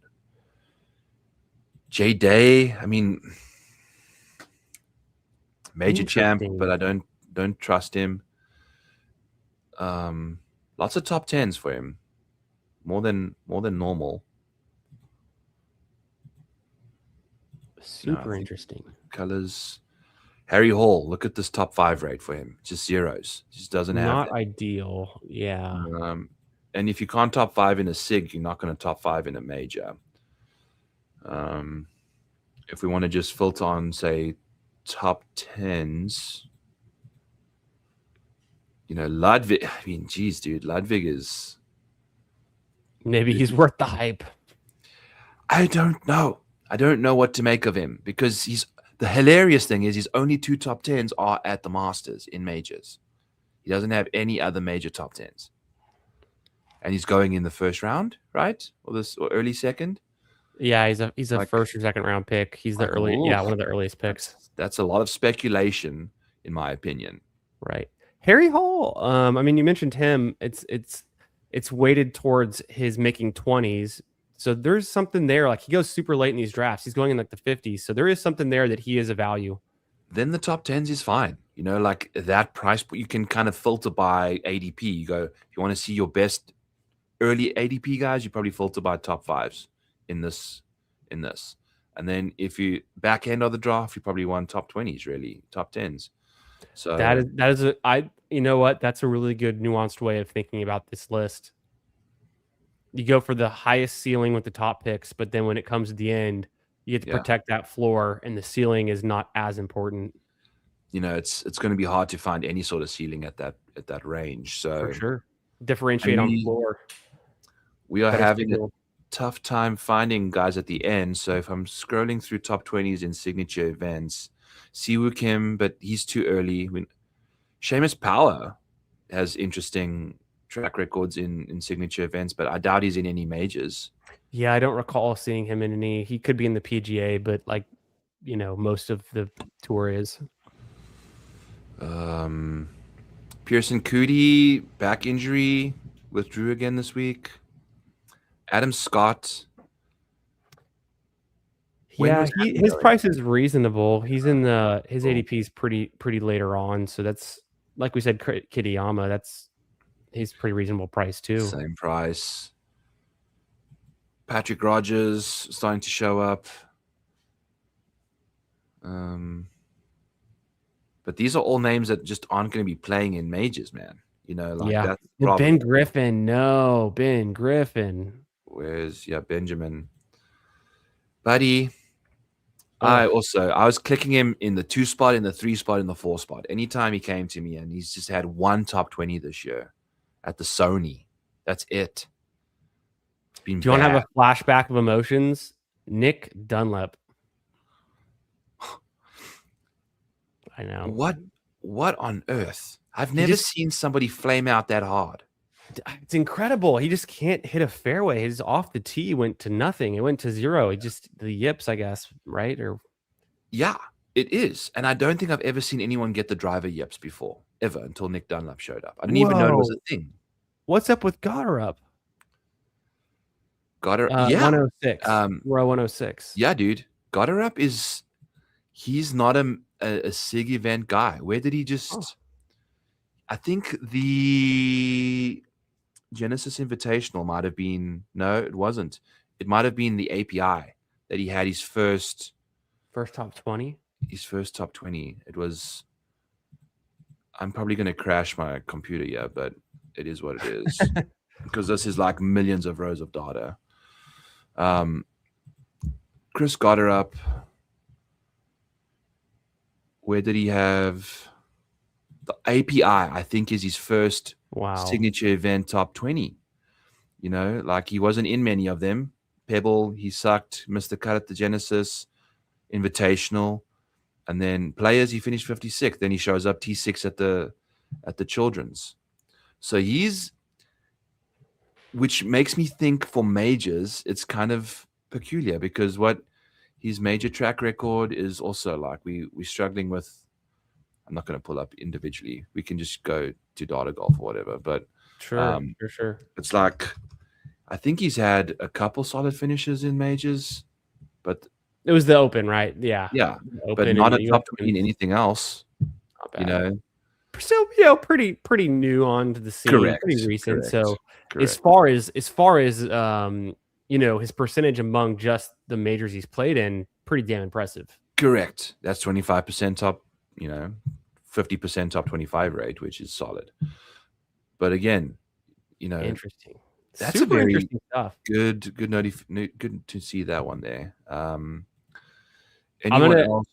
Yeah. Let's look at we have 45 seconds into our next draft starts, but let's see. Is there anyone else that we want to? What is Pavan up to? Is he in anything? I don't think so. He's starting to find his groove, from the past. But Pavon was one of my favorite last round clicks in 2024. He is not currently in any majors. Okay. Rough. Yeah, I think we're struggling now. Reesman has never done anything apart from top 20 in these things. And then that's that. These are your guys that have played the signatures. So, yeah. All right. Kick me out of here. I don't. Yeah, so that's okay. Now we have this new invaluable information at our fingertips. We can use it. We can leverage it for some of our more favorite early picks, and then again filtering for our later picks.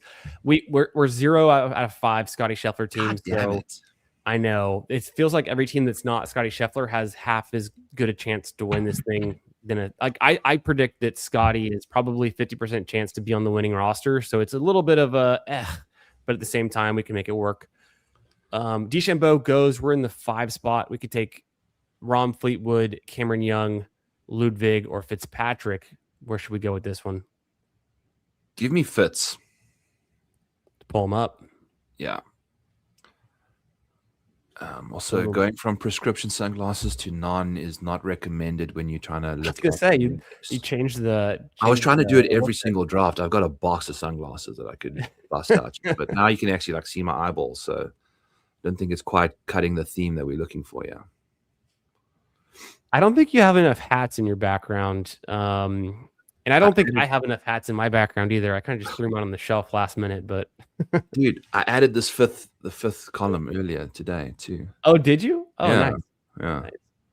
Nice. Do we take a Ludwig team based on our new information? Sure. Or do we just want to go Henley or a different direction? No, let's go Ludwig. I'm cool with that.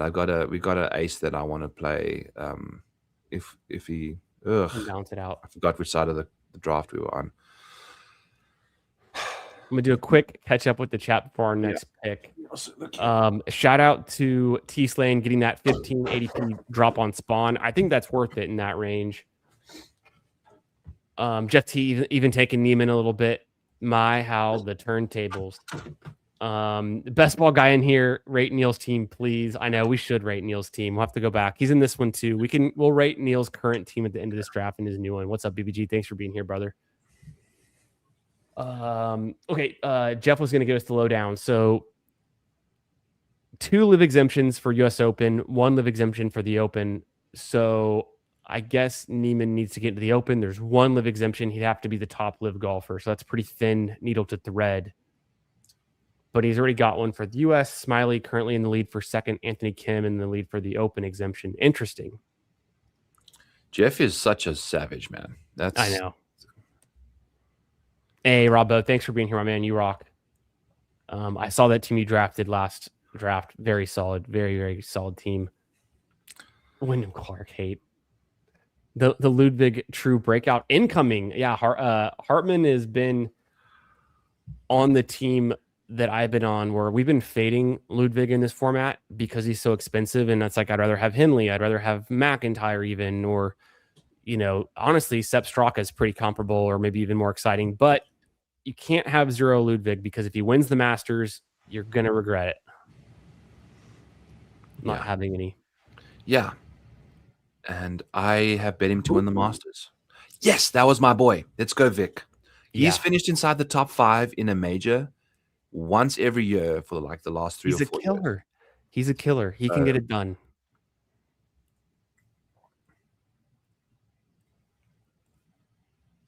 Yeah. Might be kind of an interesting order or way to go. We'll see what we get to. What else we got? In defense of Ben Griffin and Goddard, they are recent breakouts, so the data might not favor them. Probably true. We kind of know that. It's like a vibe type of thing with them. I think you're onto something there.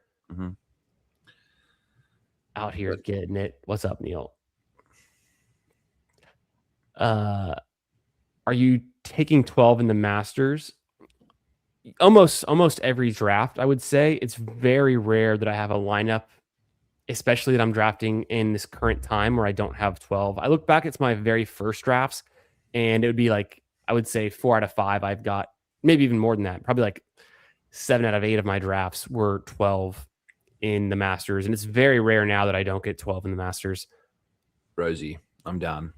it's somewhat intentional if I don't get 12 in the Masters now, or it's like my last round pick. I'm just trying to get different. But even then, you see me taking McKibben and as my get different pick, and he is also in the Masters. So I am very influenced to take 12 in the Masters and as close to 12 as possible at the Open. Given the Open has not solidified its field yet, there's still some more flexibility. Guys could get in or out based on OWGR, yada yada. But I feel like you want a lot of sure things for the Open because you only have to beat 6 people at the Masters in your pod, or 5 people to win 1 out of 6, and then it's a 1 out of 5, and then I think it's either a 1 out of 6 again or a 1 out of 5 again, something like that. But essentially, at the Open, you have to beat 199 people, whereas in all of the other weeks, you only have to beat 5 or 4. So it really matters that you're strong and building these teams heavily weighted to succeeding at the Open, because there's no worse feeling than showing up to a final in a large field tournament where you've already beat out 29,800 people and you're one of the last 200, but your team is dead on arrival at the Open and you end up, just taking home a small prize, where the point of entering a tournament like this is to go for a big prize. Yeah. It's not a cash game. If it was a cash game, we'd be doing a whole different type of style of play. I drafted for the big scramble heavily for round 2. I had 10 lineups. I remember you saying that. Yeah. I went 0 for 10. So I have nobody in the big scramble for round 2. So I drafted for round 2 and I have none of them made it to round 2. Damn. But once we get through this turn, I'll share a better story, a much more hopeful situation. I forgot that we haven't even touched on our scrambles yet, because we're just so excited about the Masters and this going on, but we can talk a little bit of scramble too. Mav, should we let's go for our list? Yeah, let's make this the data boys. Yeah, keep me in line. Help me stay true to all of the hard work you just did, pulling that data together. Let's leverage it. Yeah, when I disappeared, my whole personality just evaporated from the show for like 15 minutes. It has to pay off now. Yeah, no, it's no doubt. So are we filtering by top 5s? I think we can now progress to top 10s because we're now in like the middle of the draft. Makes sense to me. Has Shane Lowry already passed us? I would imagine he's gone. J-Day's there. Yeah, let's go J-Day. I think that makes a lot of sense. 29% top 10 rate in these big boy events. He is a major champ as well. He is a big boy himself. And he's a great story. I mean, a great guy. Like no one doesn't like Jason Day, right? Yeah. No, it's tough not to. Unless you watch too much of his YouTube videos, then you realize how much of a bro he is. And then, but anytime. So many of these golfers, they're either just complete nerds or complete bros. There's almost no in the middle. There's no in the middle. I'd say like Scotty is actually like as close. I don't know. You've heard about his shit talking though, right? When he's on YouTube with the boys? No, and just apparently when you're playing rounds with him, he just lets you know that he's number one. He just shit talks anyone. He can. I know, right? With that. Let's see where we get to his next one here. It's Grayson Murray. That's not going to work for us. This is also true. Any team with Ludwig after the 101 is a steal. That's an inside joke there. Wink, wink. Mm-hmm. What about Love? I think I like Daniel Berger, man. I guess also, he's checking some boxes for us. Any other names? I'm going to scroll through so we can see them again. It kind of gets weird quick. But I think Berger's a great call. I was going to say Hall there might have been interesting. Spieth was falling pretty late, although, like you said, it's not. So we're going to go Berger with this one? Yeah. Berger bomb. Easy click. Daniel Berger. Week 17 is all that matters. 100%. How many is Keith Mitchell in? I want to say none, if not just the PGA, but good old Kashmir Keith. He had an okay finish in Houston, didn't he? Or was it? Yeah, T14. Yeah, he just So allergic to top tens, top he's fives. on track for the PGA. Doesn't Not going to really cut it. doesn't help. Doesn't cut it. Nothing from Keegan in our list. Let me double check. Where's Adam? Is he been drafted yet? We just missed out on Keegan's Adam's. a top 20 beast in these things. Let's go. Screw it. Let's rock and roll. Yeah, where did Good. Adam Scott go? Adam Kurt Scott is ahead of Keegan, by the way, in this rankings for top 20s. I'm sorry, who is Kurt? Kurt Kitayama, yeah. Well, which should we? Let's see. Keegan. We haven't. I guess Let's go Keegan. we haven't drafted Keegan tonight. Yeah. I throw out the tidbit that the last time they played Aeronomic on the PGA Tour, Keegan Bradley did win it. I'm pretty sure it was a BMW Championship in 2018. I think you spot on there.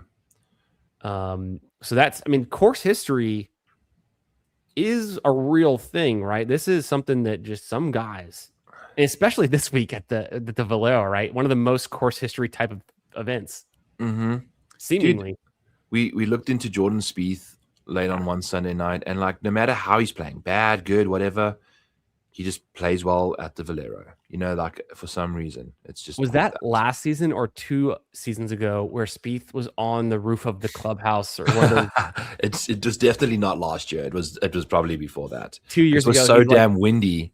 Yeah. He was perched like a meerkat on the concrete drain, right? Like ripped one intentionally onto the clubhouse roof because of TIO. Insane. Okay, so big scrambles, the 0 for 10, but then the Pat Mayo Classics with $150 entries, I think. Yeah. I'm 2 for 3, and I'm currently sitting in second place with another team. Pat's ahead of me actually in that pod. Nice. Me and Pat are like 1 and 2. So trying to get that squad through, and then you win $550, I think, for getting through to the third round. In that, you pay for your 3 entries right away. That's sick. That's the format. So I have 4 big scrambles still alive. Nice. I think I did either 6 or 8. So I did pretty solid on those. But the big Pat Mayos you're talking about, I only did 3 of them, and all 3 of them had Sung JM, and they all died. Oh, fuck. And the only reason I did 3 with Sung JM is because I was extremely underexposed to Sung JM in the normal scrambles. So I said, let me hedge, and in a smaller field tournament with a larger payout, let me get my Sung JMs here. And then that was before the injury. So I did that to myself. Never go fully in on one player in any tournament. That's just stupid. Tough scenes. I'm sorry, man. It happens, but I've got 33 scrambles alive. I've got a bunch of teams alive. So I'm just hoping on a prayer to get more through this. Fox. Yeah, we got it. Let's go, Fox. I'm just hoping that I get a few, right now I'm week to week. I'm between 5 to 6 regular scrambles out of my 33.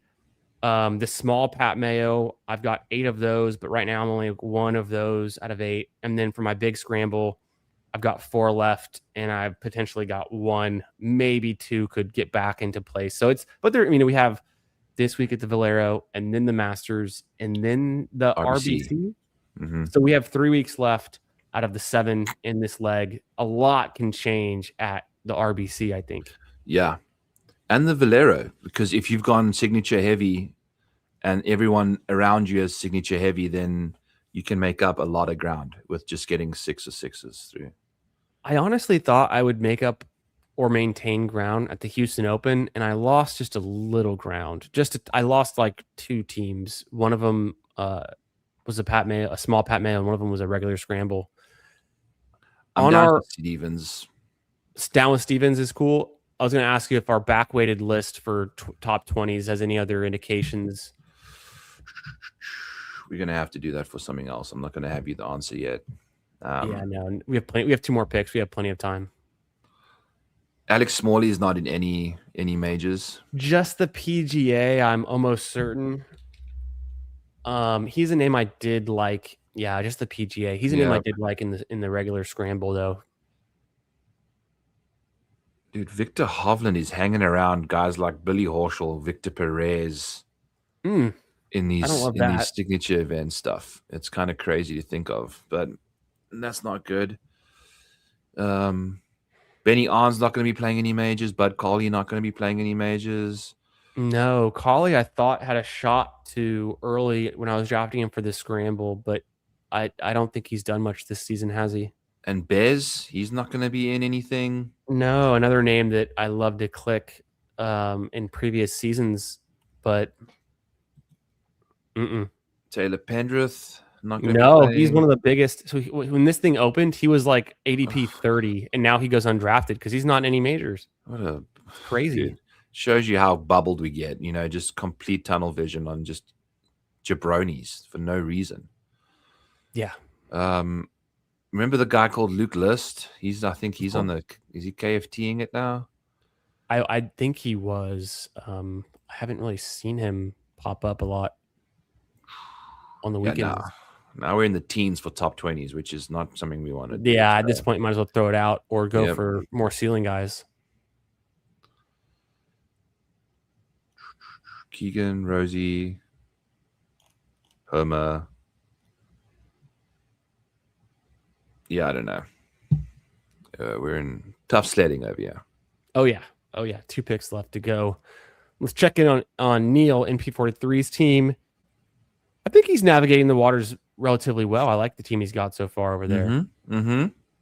Very nice. I was giving you shit for drafting some Denny McCarthy a couple weeks ago when you were drafting with BBG on stream, but I like the team you're drafting these days. Hao Tung Lee, very solid pick. All right. Where do we want to go? How do we want to get different? What makes sense here? Should we just take a shot on Matt McCarty? You've already got a lot of him, don't you? I already have enough Matt McCarty. At the same time, you're only as good as your last team. So yeah, let's get some Matt McCarty exposure. Yeah, given the data boys ahead of him, maybe that is the Matt McCarty team that we need. Yeah, and also 1 for 5 teams tonight is not going to get me. It's going to bring down my exposure to Matt McCarty. Honestly, there we go. Yeah, you're right. So it's not overdoing it. It's perfectly even. How many is Michael Brennan in? Let me check my exposure. I probably have too much Brennan for how not underwhelming. I have 21% Brennan. That's probably too much. It's too much.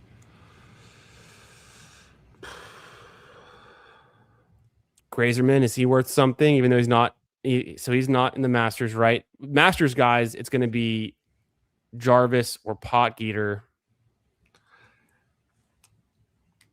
I think Casey is just playing more consistent golf, than Aldrich right now. No, I like that you're saying that because it's hard to be overconfident about a player that I don't know too much about, but looks statistically very good and is playing on a different tour and having a lot of success.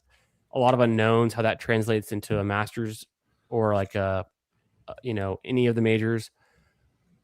But I like that, and you're kind of backing that pick too. DP World Tour guys at the Open, I think, he's probably going to be the more comfortable of them all. If he makes it on this team to the Open, I think he's got a good shot at contending there.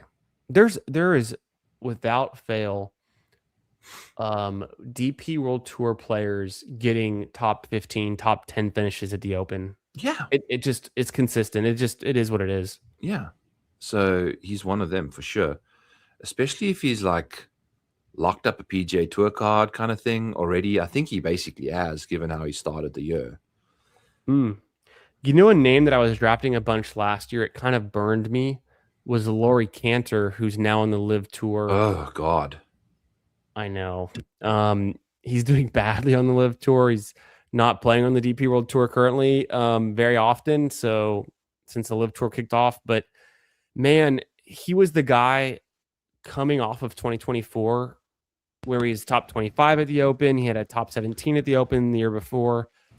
And I thought he was going to be my DP World Tour Open hammer last year in the 2025 Albatross season, and he got cut at every single major. Oh my God. Except for T55. That's a cut essentially anyway.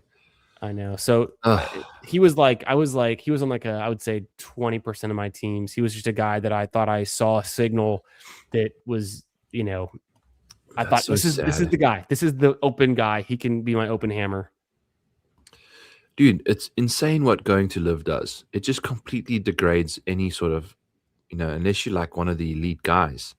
I think Bryson truly was one of the only people that balled out after going there, got better, and Mhm. Wako, I guess. But Wako was winning on the PGA Tour as well. It's always so funny to relook through these lists because like the guys who tied T10 and better, Bryson, not surprised. Corey Connors, oh, nice, maybe better than you would expect, but not too surprising. Harmon, of course. Henley, of course. McIntyre, of course. Rory, Xander, Wyndham Clark, kind of, wow. He had a pretty low, he didn't go lowest, but he went pretty low on Sunday after going 76 in his opening round. So that's crazy. Matt Fitz is not a surprise. Oh, I'm so zoomed out. Let me zoom in a little bit more. Matt Fitz, not a big surprise. Haotong Li, that's one of the reasons I've been hammering him in these drafts is this T4 last year at the Open's pretty nice, but then actually if you go back to one of his older Opens, the 2017 Royal Birkdale, ever heard of it? That's where they're playing this year, where Spieth won. Haotong Li also got third there that year. So I think that little thread, I figured this out back in maybe the end of January, and I've just been kind of leaning into that narrative, and that's one of the reasons I like drafting Haotong Li. Love that, man. That makes way too much sense. The only bummer on him is unfortunately he's not guaranteed to be at the U.S. Open and not currently qualified for it, but he's 81 OWGR. That's, it wouldn't take much for him to bump up, and he's playing the best golf he's played in what looks like 5 or 6 years. So this is good signal, I think. Yeah, he started off nicely this year, and just had a couple miscuts lately. So yeah, I think it's been tough lately. I think it's definitely capable of bouncing back. Just lost the irons a little bit, especially if you're switching like areas in the country. Things can go south for you quite quickly if you're not feeling it. I recently saw an interview he did. It wasn't actually, it was like a podcast. He was like in his hotel room, like chilling. And I don't know what year it's from. It might've been from earlier this year or last year. And I don't know what podcast it was, but he was talking, it was pretty casual. And he just seemed like just a guy, like a cool guy, like very chill, funny, all smiles, and He's so genuine, cracking jokes. Like I was like, man, this guy, I could root for this guy. So yeah. That's my case for everyone who's watching, and for Byron as well. As you're getting into some more Albatross in the next week before the things close, click Haotong Li a little bit in the round 10, round 11. Don't be afraid. I will. Thank you. I think it's a must given that track record. Also, I just love the buddy just showing up in his hotel robe with the goggles on. It was just. That photo of him doing that it's one of my favorite photos of a PGA Tour player ever. He's just such a goofball. It's epic. Let's see. Okay. So guy hasn't played a major for like 5 years. I forget who is that? Who? We've gone through a lot of names. I know. That was unfortunately more than 10 minutes ago. We'll never know. Sorry, Neil. Was it clicked? Probably not. We wouldn't have done that. We talked about so many guys. Luke List on the DP World Tour. Gee whiz. Neil's, yeah, I was on Eric Stream wasted. It happens. We've all been wasted on Eric Stream before. Sometimes just being a viewer. Who's the old guy that makes the cut at the Masters? Oh, that's a fun game. Who is the oldest player to make the cut at the Masters? Is VJ playing this year? He typically withdraws the week of. Just lets everyone know that he could have played, and then like kind of peels out. Because he showed up at the Sony, which was cool, and he made the cut there. Yes, that makes a lot more sense for him. It could be Freddie Couples, man. Is Matt Kuchar? I don't think he's in the. Is Matt Kuchar in the? No, Matt Kuchar's never won any major. I don't think. No, what are you talking about? Yeah, no. Who am I thinking of? I'm thinking of Padraig. No, he's not in the Masters either. No, damn. Open champ. I'm trying to think of old guys that. ZJ could definitely be in the mix for that. VJ is definitely qualified. It's just does he show up, right? Sorry, ZJ. Oh, Zach. Zach Attack, we we've talked spoken about him about already. Zach Johnson, right? But he's not even that old. I mean, he's only 50. It's old enough. Keep doing this. Bernard Langer is not in the Masters this year. Last year, he missed like a 9 to 12 footer to make the weekend and missed it. Yeah, I remember that. That was a story. That was pretty cool. Sad, but cool nonetheless. Don't want him, getting in the way of Rory winning the green jacket.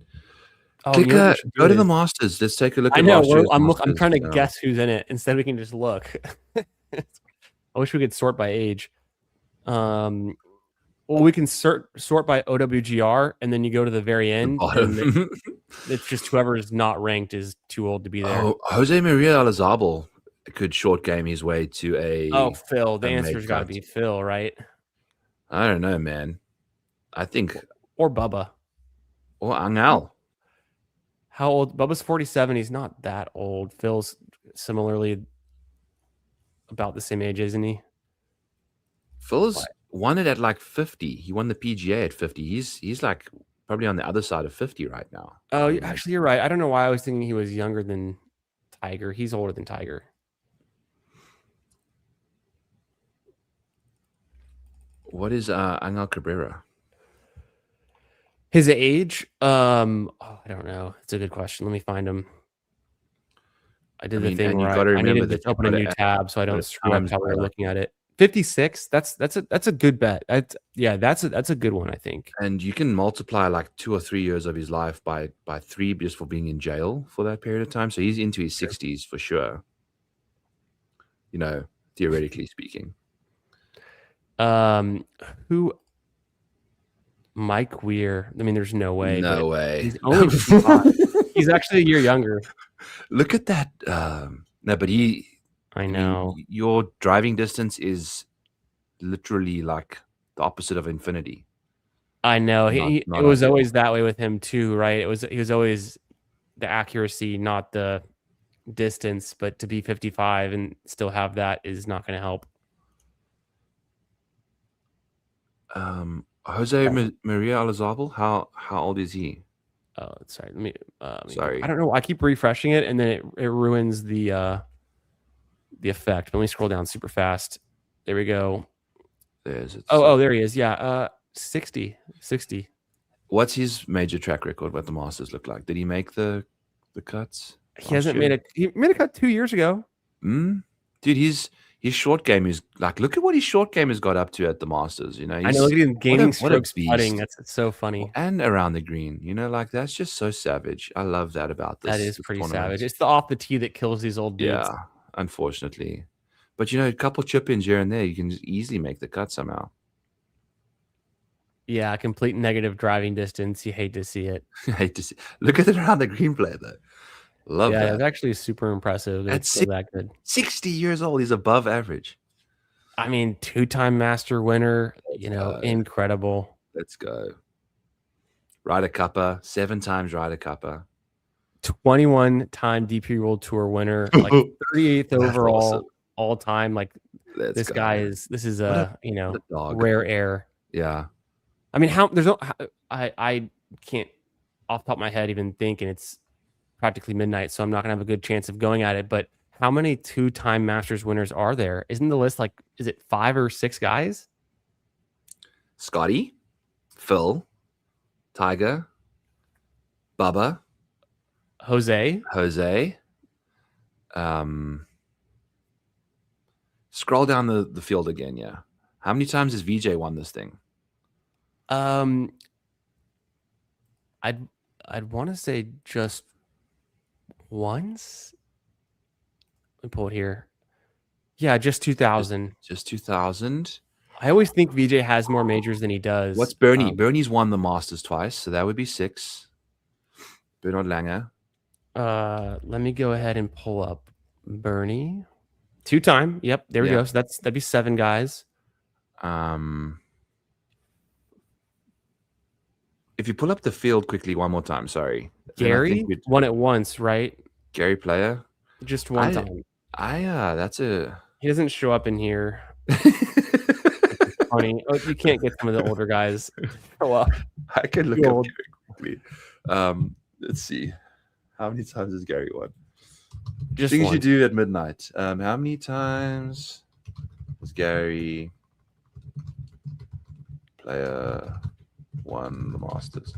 You know, actually, I have. It's funny. I'm gonna pull it up on. I mean, 3 times. Gary's won it 3 times. Oh shit, we're stupid. 61, 74, 78. We didn't even mention Jack. Did we mention Jack Nicklaus? No, that's because I feel like an idiot because we were kind of going back in time. I feel like an idiot yes, to think that we couldn't remember. But let me go to guys.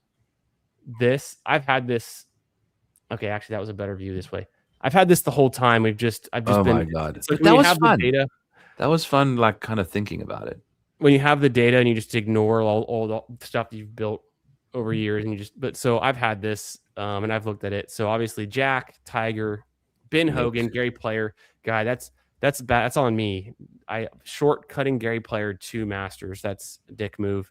Tom Watson, Sam Snead, Arnie, Nick Faldo. Okay, I'm actually very wrong. The list of 2-time Masters winner is extremely long. Yeah, but if you filtered by like year, that's all. A lot of that happened a long time ago. Oh, I'm too zoomed in to get there, but yeah, no. In recent history, it's really just the guys we named: Phil, Scotty, Tiger. If that's recent enough, I guess it is his last one. Bubba. Oh, Ben Crenshaw. That's my fault for not getting Ben right. I'm supposed to know that. Jimmy Demerit. Okay, that's probably the first time I've ever said his name. That is a deep cut. That is a deep throwback. Horton Smith as well. Wow, he hit the no ball. Horton won the very first Masters, by the way. That was so he won the first and third Masters. Apparently, you're a ball knower. It's Sam Snead. That's another deep name to know. Legend, dude. I love doing this kind of stuff. This is I do so too. Cool.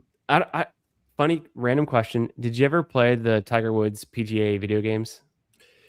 No, I try not to play video games because I can get stuck. Why? I don't really play video games anymore, but there was one that came out that was like, I think it was the 2013 year, and it has this thing where you play throughout history, and you can play as like Sam Snead, you can play as like old Tom Morris, you can play like you like time travel, and you have to like recreate. You have to recreate Jack Nicklaus winning at the Open. He has to get like, I think you have to like eagle this par 4, like, and recreate like some of these signature shots throughout history. It is one of the most fun like mini games or like like a challenge type thing. Yeah, challenge things in a sports video game I've ever played. It's like not the main path of like the career mode or whatever, but it's like you have to recreate all these legendary moments. And that is sick. It's cool because you learn about the moments too, and it gives you like a little history brief, and then you try to recreate it. And I have burned many hours trying to make some of these shots. Can I ask? Can we do this for each major? Like just to like let's do 3 or something. Yeah. You know, like I just want to like I won't have a chance to do this much because I don't have this data. So I'm curious because I think when I was diving into data for like so for the US Open, it's just 2s and 3s. You want to see the 2s and 3s? Oh, sorry, there's a 4. Because I was thinking, you know, like Jack. It's always Jack. Jack, Tiger, Hagen, Hogan, Bobby Jones. Yeah, Bobby Jones pre-Masters is always the thing for him, right? Gene Sarazen as well. Oh, actually, no. I mean, he got one, but he was on the verge. He's made most of his careers before it. Lee Trevino, Brooks, Willie Anderson. That's a ball knower name. 4-timer back in the 19. Did he win that? Jesus, he won it 4 times between 1901 and 1905. Here, I'm gonna do this just so we can actually read it. I blacked it out just so it'd be. I don't know why. At one point with the formatting, Ernie Els, impressive.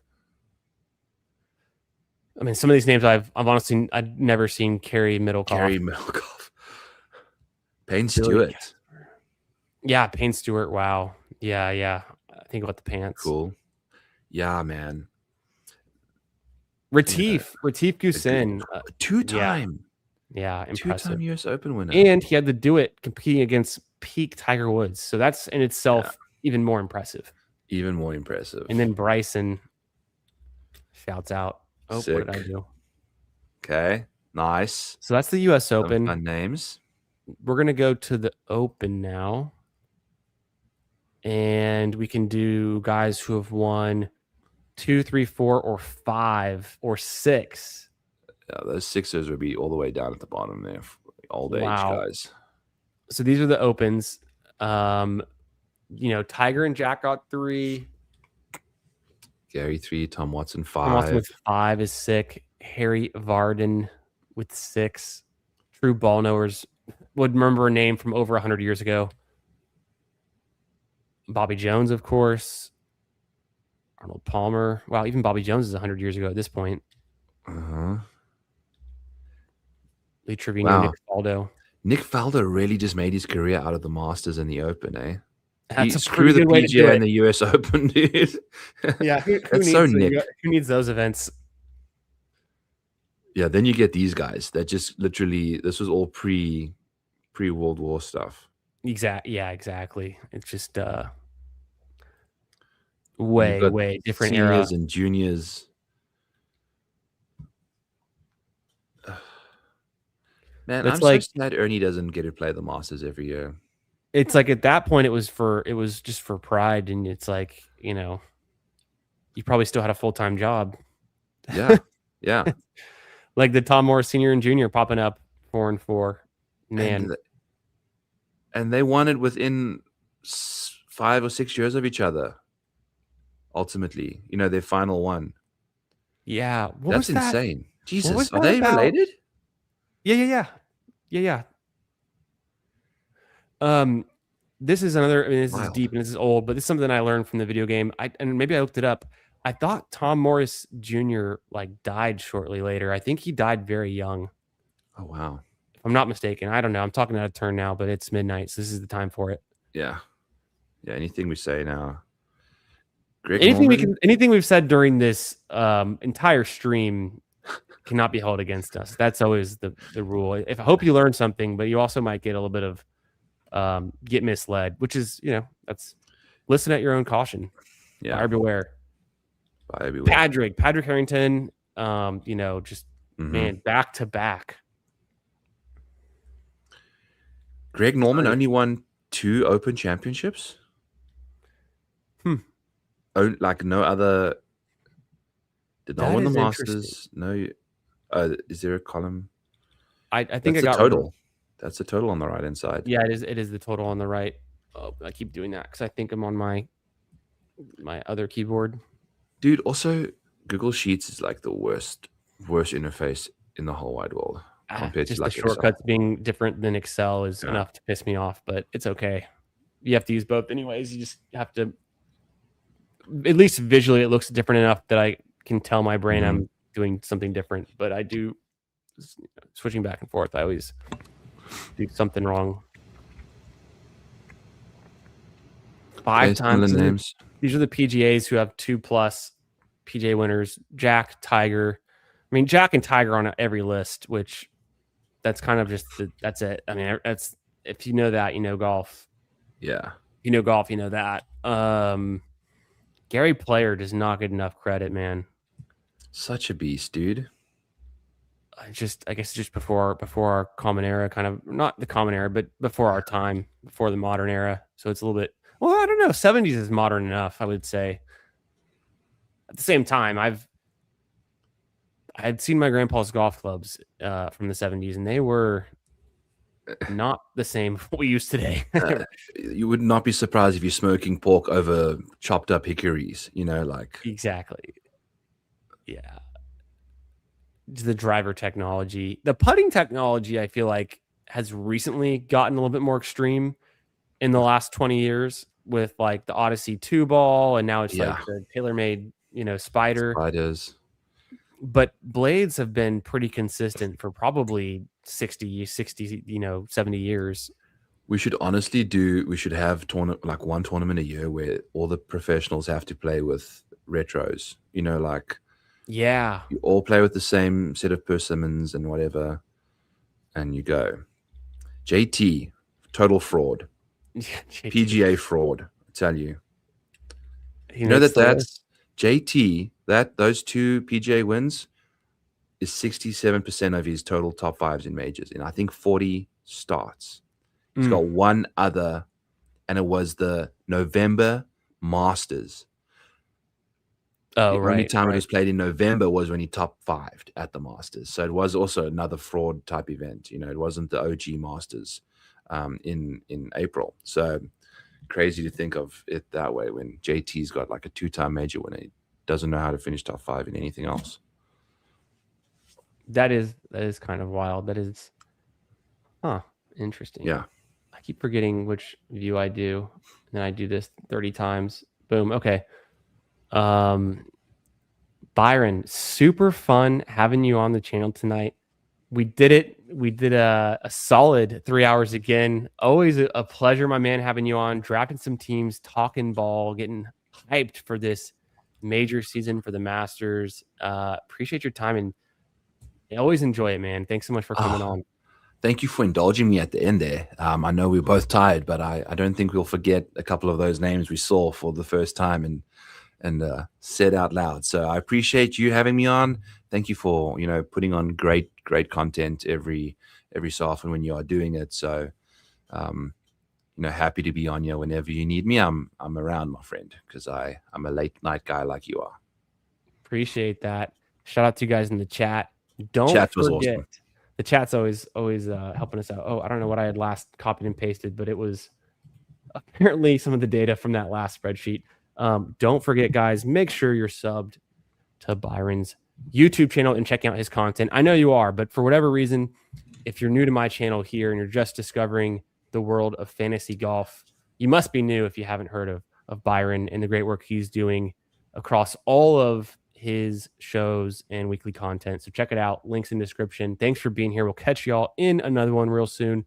Next Tuesday night, it will be the Masters Eve.